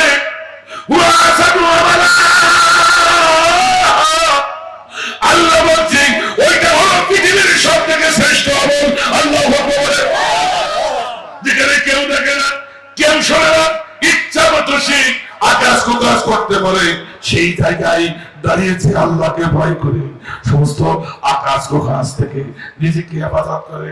আমার আল্লাহ মনে হওয়া আহসানু আমালা, ওইটাই হলো শ্রেষ্ঠ আমল। আল্লাহু আকবার। উমর ফারুক একদম দিয়েছে, আল্লাহ আমার টেস্টের প্রয়োজন লাগে, বুঝে ফেলেছি। তোমার কোরআনের আইন যদি রাষ্ট্রের সমাজে চালু হয়ে যায়, রাখাল পর্যন্ত তোমার আইন মানতে বাধ্য।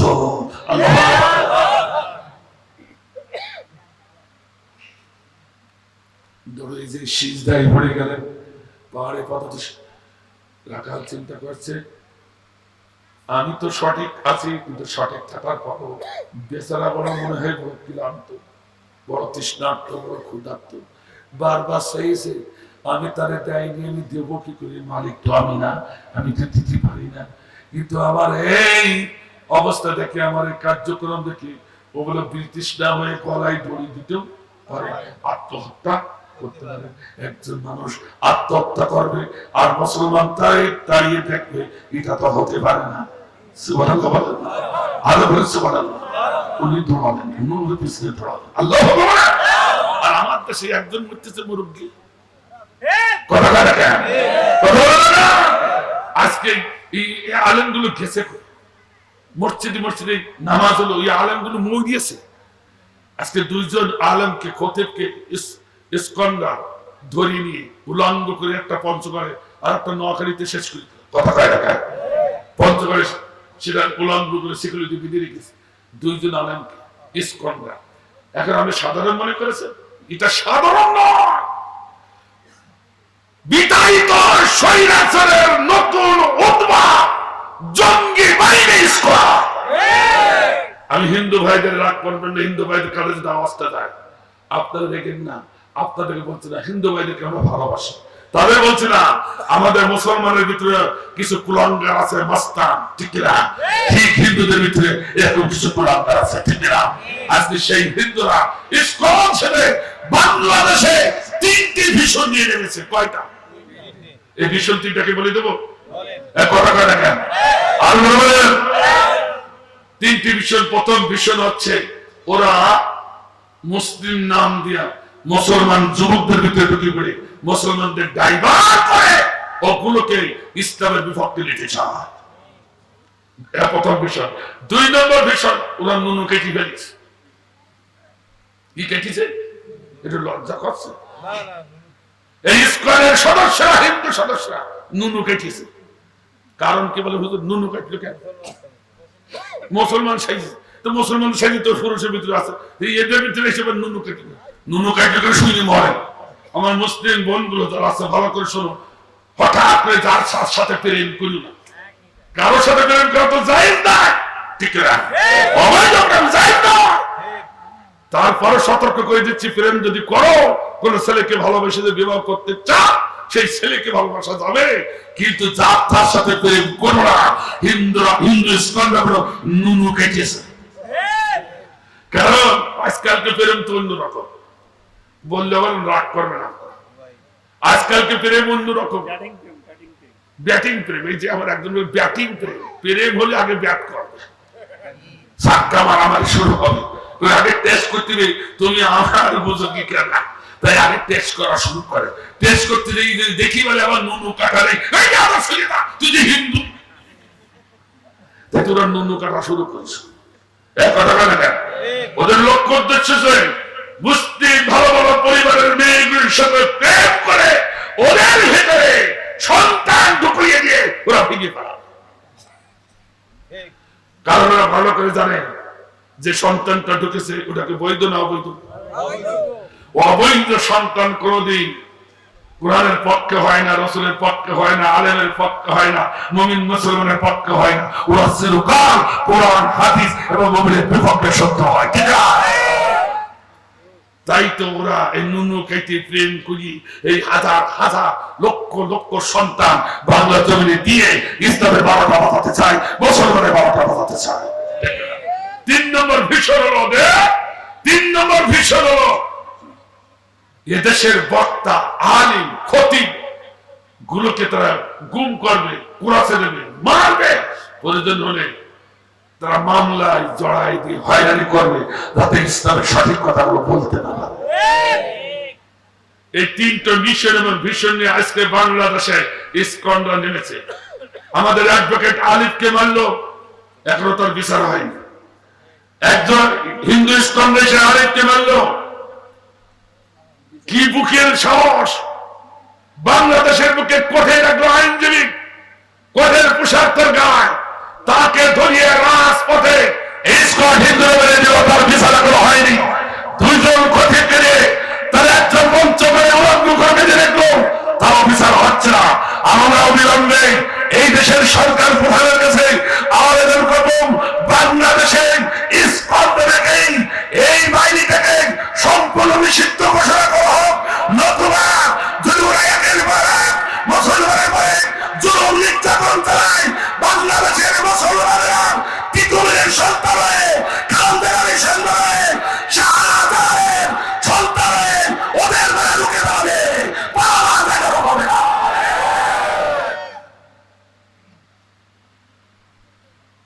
যদি ইসকনরা মনে করে আমরা গৌর গোবিন্দ সাজবো, তোমরা মনে করো তোমাদের গৌর গোবিন্দ সেজে মুসলমানের পরে নির্যাতন করো, আমরা শাহজাহান সাজবো। কথা বলে না? শাহজাহান রাহমাতুল্লাহ আলাইহি মুসলমানের পরে গৌর গোবিন্দ অত্যাচার জুলুম চালাইছিল। সেদিন শাহজাহান রাহমাতুল্লাহ আলাইহি তার সৈন্যবাহিনী নিয়ে গৌর গোবিন্দ 5 তলা ফ্ল্যাটের সম্মুখে এক নাই 2 নাই 3 বার আল্লাহু আকবার বলে তাকবীর দিয়েছে। সেই তাকবীরের আওয়াজে গৌর গোবিন্দ তার পরিবার সহ বাহিনী সহ পিছনে দাঁত দিয়ে ভাগিয়ে পালাইছিল।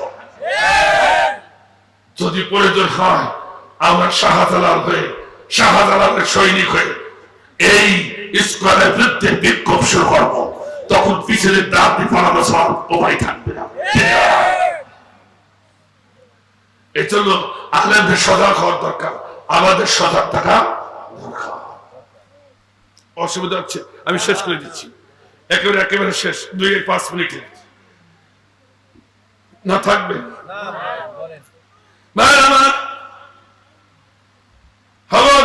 কাঁপছে,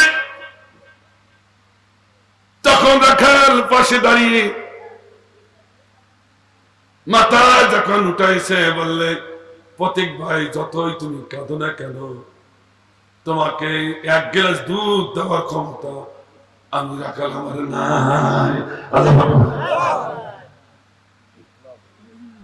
তখন মারটি বলছে, এ রাখাল ভাই, আমি তোমার কাছে দুধ আর চাইব না, তোমার কাছে জানতে চাই, তুমি আল্লাহকে এত ভালো যখন বেসেছ, কুরআনের প্রতি এত ভালোবাসা যখন তোমার, এত কষ্ট, গাটা পুরে কয়লা হয়ে গেছে, শরীরটা কয়লা হয়ে গেছে, তারপরও আল্লাহকে বলো নাই। ও রাখাল ভাই, বলো বলো, এর বিনিময় তুমি কি চাও? আল্লাহ তখন রাখাল উত্তর দিচ্ছে, হে প্রতীক ভাই, আমার শুধু দুটি চাওয়া কি, রব্বানা আতিনা ফিদ দুনিয়া হাসানাতাও ওয়া ফিল আখিরাতি হাসানাতাও ওয়া কিনা আযাবান নার। আল্লাহু আকবার। ওমর ফারুক বললেন, ও রাখাল, আমি বললাম তোমার চাওয়া কি, আর তুমি কুরআনের আয়াত শুনাই দিলে। এই জন্য তো বলেছে আমি মূর্খ, ওই কোরআনের ভিতরে আমি সেই ফেলেছি। কি চাইলে? আমি দুটো জিনিস চাইছি, একটা আছে দুনিয়ার হাসানা, আর একটা আছে পরকালের হাসানা। দুনিয়ার হাসানা, আল্লাহ তুই আমাকে এই দেশের প্রাইম মিনিস্টার অর্ধজাহানের খলিফা ওমর ফারুকের সঙ্গে একবারের মতো আবার একটু মোলাকাত করে, এইটা হলো আমার প্রথম সুবহানাল্লাহ। আর এদের কি মর্যাদা, ইসলামী রাষ্ট্রের প্রতি কি মর্যাদা। রাসূল বলেছেন, ও সম্মুখীদের চোখে চোখে তাকায়া একটু মিষ্টি হাসি দেওয়া যায়, আর তার মুখ দিয়ে যদি একটু মিষ্টি হাসি এসে যায়, মিষ্টি হাসি আসতে লেট হবে, কিন্তু একটা ওয়াজ কবুল হতে লেট হবে না।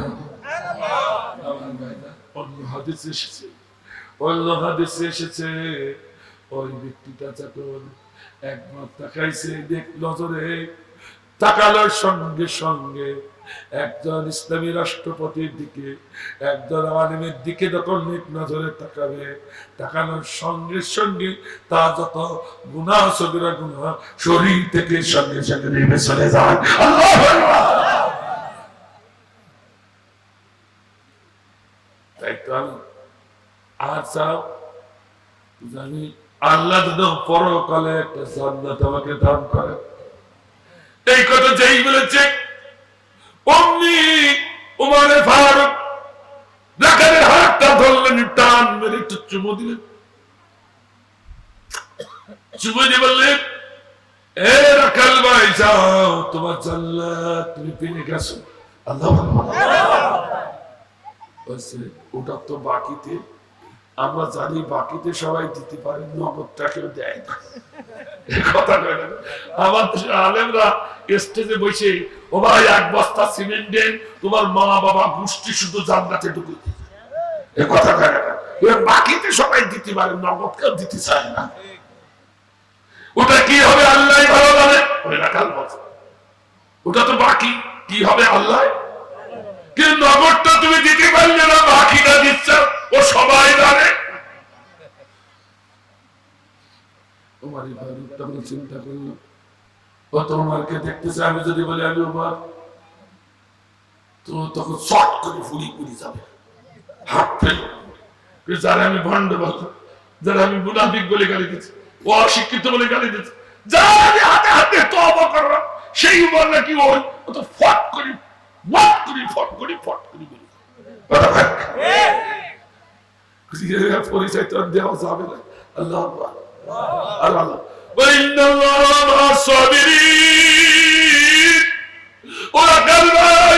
একটু ধৈর্য ধরো, আল্লাহ চাইলে দুনিয়ার হাসানাও তোমাকে দিয়ে দিবে। আল্লাহ তো সেই আগে দাও। আমি দ্রুত বলছি, আমি বললাম সত্যি স্যার, তুমি কি নামাজ পড়ো? তো আমি যে আগে বলেছি মুসলমান নামাজ না পড়লে কি মুসলমান জামাতে পড়ি। আমি যে এলাকায় থাকি সে এলাকায় মসজিদে আজান হলে দৌড়ে চলে যায়, জামাতে বারান্দায় পড়ি, বারান্দাতে পড়ি আবার দৌড়ে চলে আসি। রাখাল মানুষ, ভিতরে বড় বড় সাহাবী ঢুকতে পারি না ভয়তে, ওই দুর্গন্ধ বেরোতে পারে আমাদের গা দিয়ে। কথা বুঝতেছে? তাই বারান্দায় না রাখাল ভাই, তুমি শুধু বারান্দা পড়বে, জায়গা থাকলে আগে যাবে, সবার সমান অধিকার আল্লাহ মানে, তাই নাকি? দেখা তুমি যদি দেখতে চাও মরে ফারুককে, তাহলে আগামীকাল তুই ফজরের নামাজ মসজিদে নববীতে পড়বে প্রথম কাতারে। প্রথম কাতারে পড়লেই তুমি মরে ফারুককে দেখতে হবে। আনন্দ ভাগ রাখা যে পথিক তুই যে খবরটা দিলে আমি পড়বই, যত কষ্ট হোক। আমি না হয় আজকে ঈশান নামাজ পড়েই শুয়ে পড়ব, না পথিক মসজিদে শোয়ার জানা না। আর অনেকে তো শুয়ে থাকে, কথা কয় না, কথা কয় না থাকে না, তাহলে মসজিদে না তাও হবে না, তাহলে বসে থাকো তো বর্ষাও যাবে। তুমি কি জানো ফজর থেকে কি জোহর একটা লম্বা সময় না, আবার ঈশার থেকে ফজর একটা কি লম্বা সময়, আবার আসর থেকে মাগরিব ছোট সময়, মাগরিব থেকে ঈশাও ছোট সময়। দুটো ছোট সময় আর দুটো লম্বা সময় কেন দিল জানো? না তো এই জন্য দিয়েছে আল্লাহ আল্লাহ রসুল যে ফজর থেকে জোহরে লম্বা সময় অনেক কাজকর্ম করবে। এই লম্বা সময়টা কাজকর্ম করলে অনেক শরীরের ক্ষয় তাদের হবে, ঠিক হয় না? শরীর ক্ষয় হয় না? এই ক্ষয়গুলো পূরণ করতে হলে যে সময়টা দিয়েছো ওখানে, সেই সময়টা আমার বিশ্রাম নিতে হবে, তাহলে ক্ষয়টা পূরণ হয়ে যাবে। সেজন্য ঈশার থেকে ফজর পর্যন্ত ঘুমাতে হবে। আল্লাহ তাহলে এই পূরণটা ওখানে হয়ে যাবে। সুবহানাল্লাহ বলেন।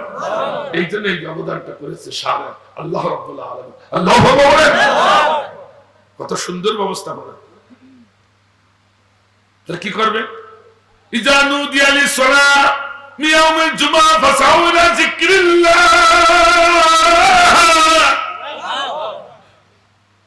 আল্লাহ বলেছে কি তুমি করবা কি? আল্লাহ বলে আযান শুনে মসজিদে আসো। কে বলেছে? আল্লাহ। আর করে বল নুদিয়া সালাম ইয়াউমিল জুমআহ, আযান শুনি তোমরা মসজিদে যাও। ফাইজা কুতিয়াতিস সালাহ ফান্তাশিরু ফিল আরদ। নামাজ শেষ হয়ে যাবে, মসজিদে আর বসতে পারবে না, হালাল রুজি অভ্যাস হয়ে যাবে, পৃথিবীতে ছড়িয়ে পড়ো। সুবহানাল্লাহ।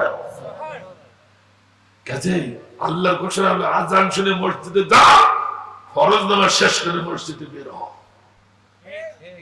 আল্লাহ বলেন না? বলে ঠিক আছে আমি আযান শুনে যাব। সত্যি ফজরের আযান যেই দিয়েছে অমনি দৌড় দিয়ে দেখে এই মধ্যেই মসজিদে তার আগে লোকজন হাজির, সামনের কাতার ফুলফিল, দ্বিতীয় কাতার তৃতীয় কাতার একটু একটু ফাঁকা আছে, সে ফাঁক দিয়ে আস্তে আস্তে ঢুকছে। যে আমি ওমারে ফারুককে দেখবো, একদিন হলে আমি দেখবো, আজকে দেখে আমি চলে যাবো, আর কোনোদিন সামনে আসবো। কিন্তু যখন ঢুকছে, যে ঢুকতে যাচ্ছে দেখে মানুষ বড় বড় সাহাবীরা জায়গা করে দিচ্ছে। সুবহানাল্লাহ বলেন। তখন নিজে নিজে ভাবছে আল্লাহ রে, আমি মনে করতাম ভিতরে না জানি কত কষ্ট, এখন দেখতে ভিতরে না জানি কত আনন্দ, কত শান্তি, যেখানে যাই সেখানে জায়গা করে দেয়। সুবহানাল্লাহ বললেন না? বড় বড় সাহাবীরা আমার জায়গা করে দেয়, আমার তুচ্ছ করছেন। আল্লাহ বলেন। ইসলামী রাষ্ট্রের রূপরেখা বর্ণনা করতে যাই বলছি, এরকম শান্তি আমরা তো চাই, ঠিক না? যেই দেখে সামনে একটা জায়গা আছে, বলে এই জায়গায় বসে পড়েছি। একটু পরে ওসমান জিন্নুরাইন এসেছে, কারণ রাসূল করিম সাল্লাল্লাহু আলাইহি ওয়াসাল্লাম বলেছিলেন, রাসূলের হাদিস এটা, যে আমি যখন মারা যাব তখন আবু বকর ইমামতি করবে, আমার পরে ইমামতি করবে কে? আবু বকর যখন ইমামতি করবে তার পিছনে দাঁড়াবে ওমর। কে দাঁড়াবে? ওমর যখন ইমামতি করবে তার পিছনে দাঁড়াবে উসমান রাদিয়াল্লাহু তাআলা। উসমান রাদিয়াল্লাহু তাআলা আনহু যখন ইমামতি করবে তার পিছনে দাঁড়াবে আলী কারামাল্লাহ ওয়াজহু।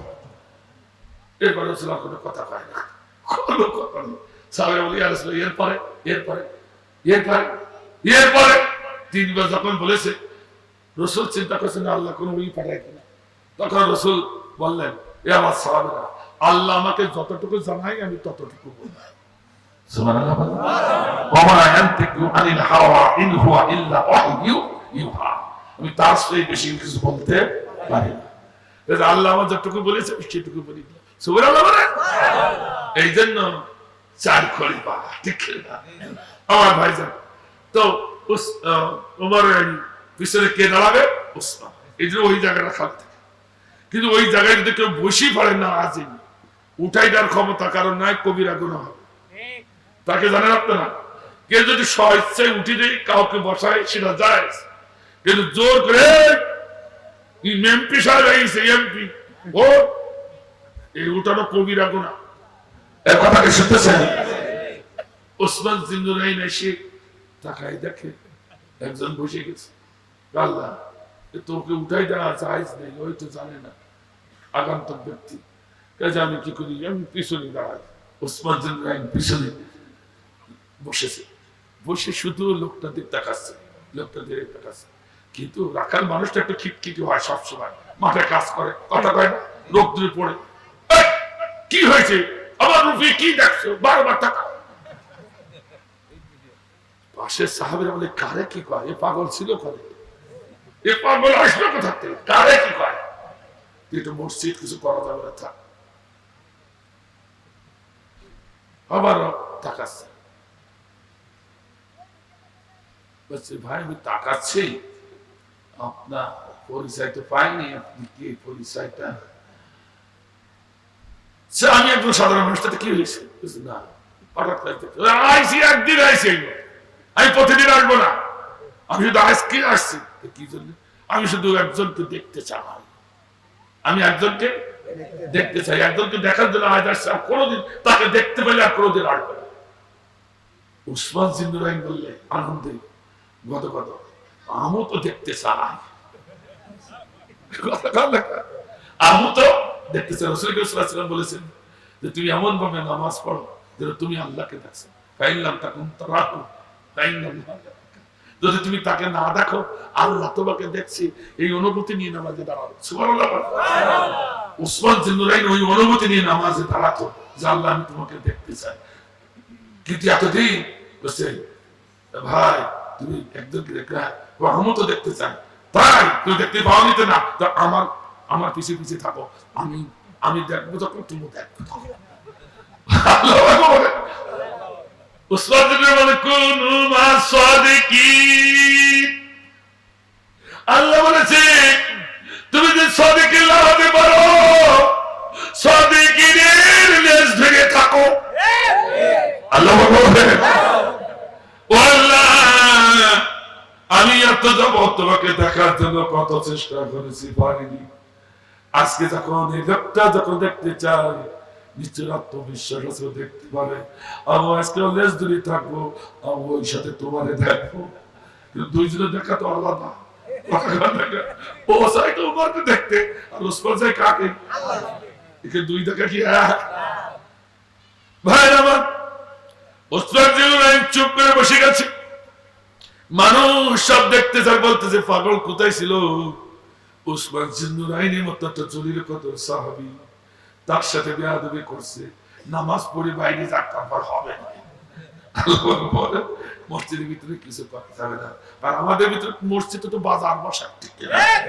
ভাই আমার ইতিমধ্যে বসে আছে মুয়াজ্জিন সাহেব, যখন কত কামাতে সলা বলেছে, কত কামাতে সলা যেই বলেছে, সেই ইমাম সাহেব মেহরাবের দরজা দিয়ে ঢুকে নামাজের কাতারে দাঁড়াইছে। ইমাম সাহেব কি কথা কয় না? ইমাম সাহেব কি এত সময় ছিল না? যেই কত কামাতে সলা বলেছে সেই ইমাম সাহেব ঢুকেছে। এটা মাসলায় আছে, কত কামাতে সলা বললে ইমাম আগে কথাকে বুঝেছে। যেই ঢুকেছে অমনি এই রাখাল আল্লাহু আকবার, আল্লাহু আকবার, আল্লাহু আকবার। মসজিদ জুড়ে একটা তাণ্ডব লীলা, সব ঠান্ডা। এখন ইমাম সাহেব কোন কিরাত তোলে না, ওর লোকমা দেখছে কোন পাগল,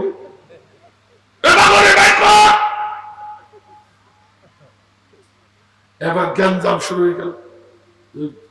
তোমার ফারুক যে দাঁড়াইছে লোক পাঠাচ্ছে, কিরাত করলো না, লোক পাঠাচ্ছে।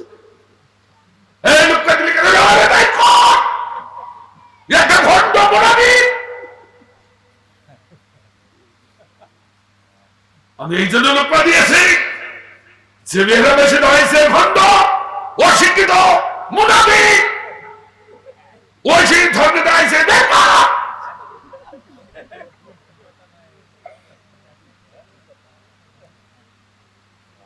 সবাই ধরিয়ে টেলিভাই করে। ওমর ফারুক বলছেন একটা বিশৃঙ্খলা হয়ে যাচ্ছে। ওমর ফারুক আমিরুল মুমিনিনকে ভণ্ড মুনাফিক বলে কে কি সহ্য করে? কন্ত একে আর সহ্য করার মতো আছে?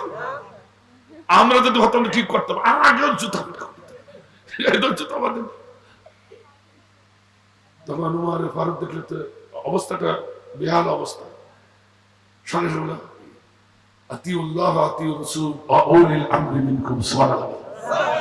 যেই আয়াতটা পড়েছে, একে সাপের মাথায় ওই যেমন গাছ রাখলে সাপ যেমন মাথা নোয় গর্তে ঢোকে, খাসায় ঢোকে, সমস্ত সাহাবীরা জায়গায় জায়গায় বসে গেল।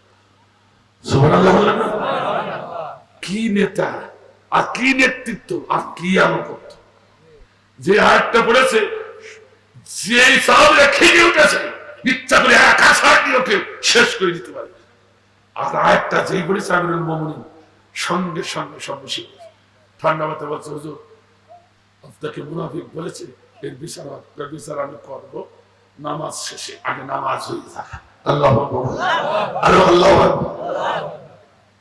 নামাজ শেষে ওই লোকটা কাঁদছিল, আমার সর্বনাশ করেছি প্রতীক।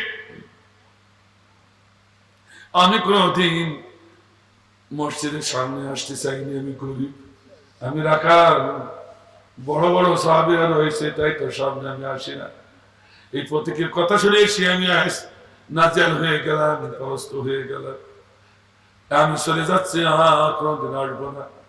এই যে বলেছি বলো প্রতীক, লাকাল ভাই দাঁড়ান,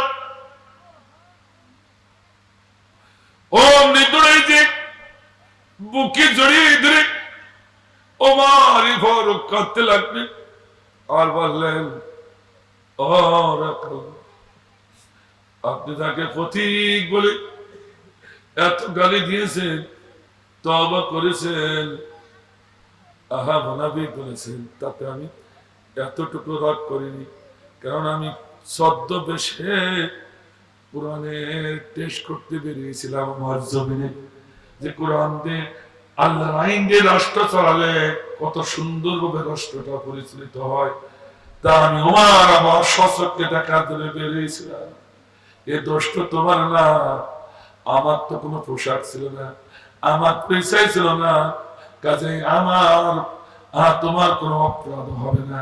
আমাকে যদি তুমি হাজারো কষ্ট দিতে, কোনো অপরাধ তোমার হতো না, কারণ আমার গায়ে তেমন কোনো পোশাক ছিল না, কারণ আমি অর্ধজন প্রেসিডেন্ট, আমার শরীরে প্রেসিডেন্টের সেই পোশাক থাকবে, সেই চিহ্নটা থাকবে, লোকজন আমাকে দেখতে পারে আমাদের নেতা ঠিকিরা, সেই ইউনিফর্ম ছিল না। সেই জন্য তুমি আমাকে বলেছো আমি সন্তুষ্ট,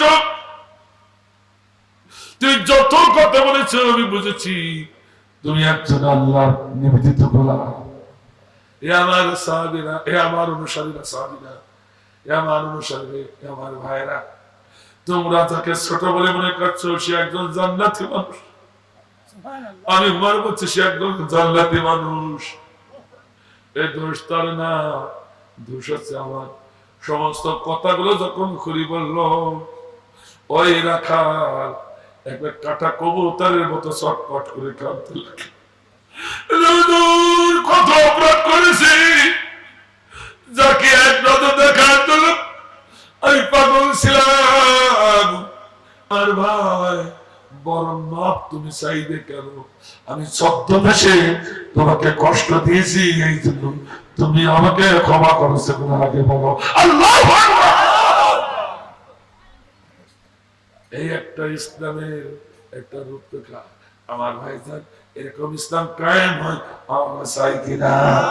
আল্লাহ রাব্বুল আলামিন আমাদেরকে এমন ইসলামের সুশীতল ছায়াতলে থাকার তৌফিক দান করুন, তেমন নেতা আমাদেরকে দান করুন। আল্লাহুম্মা আমিন।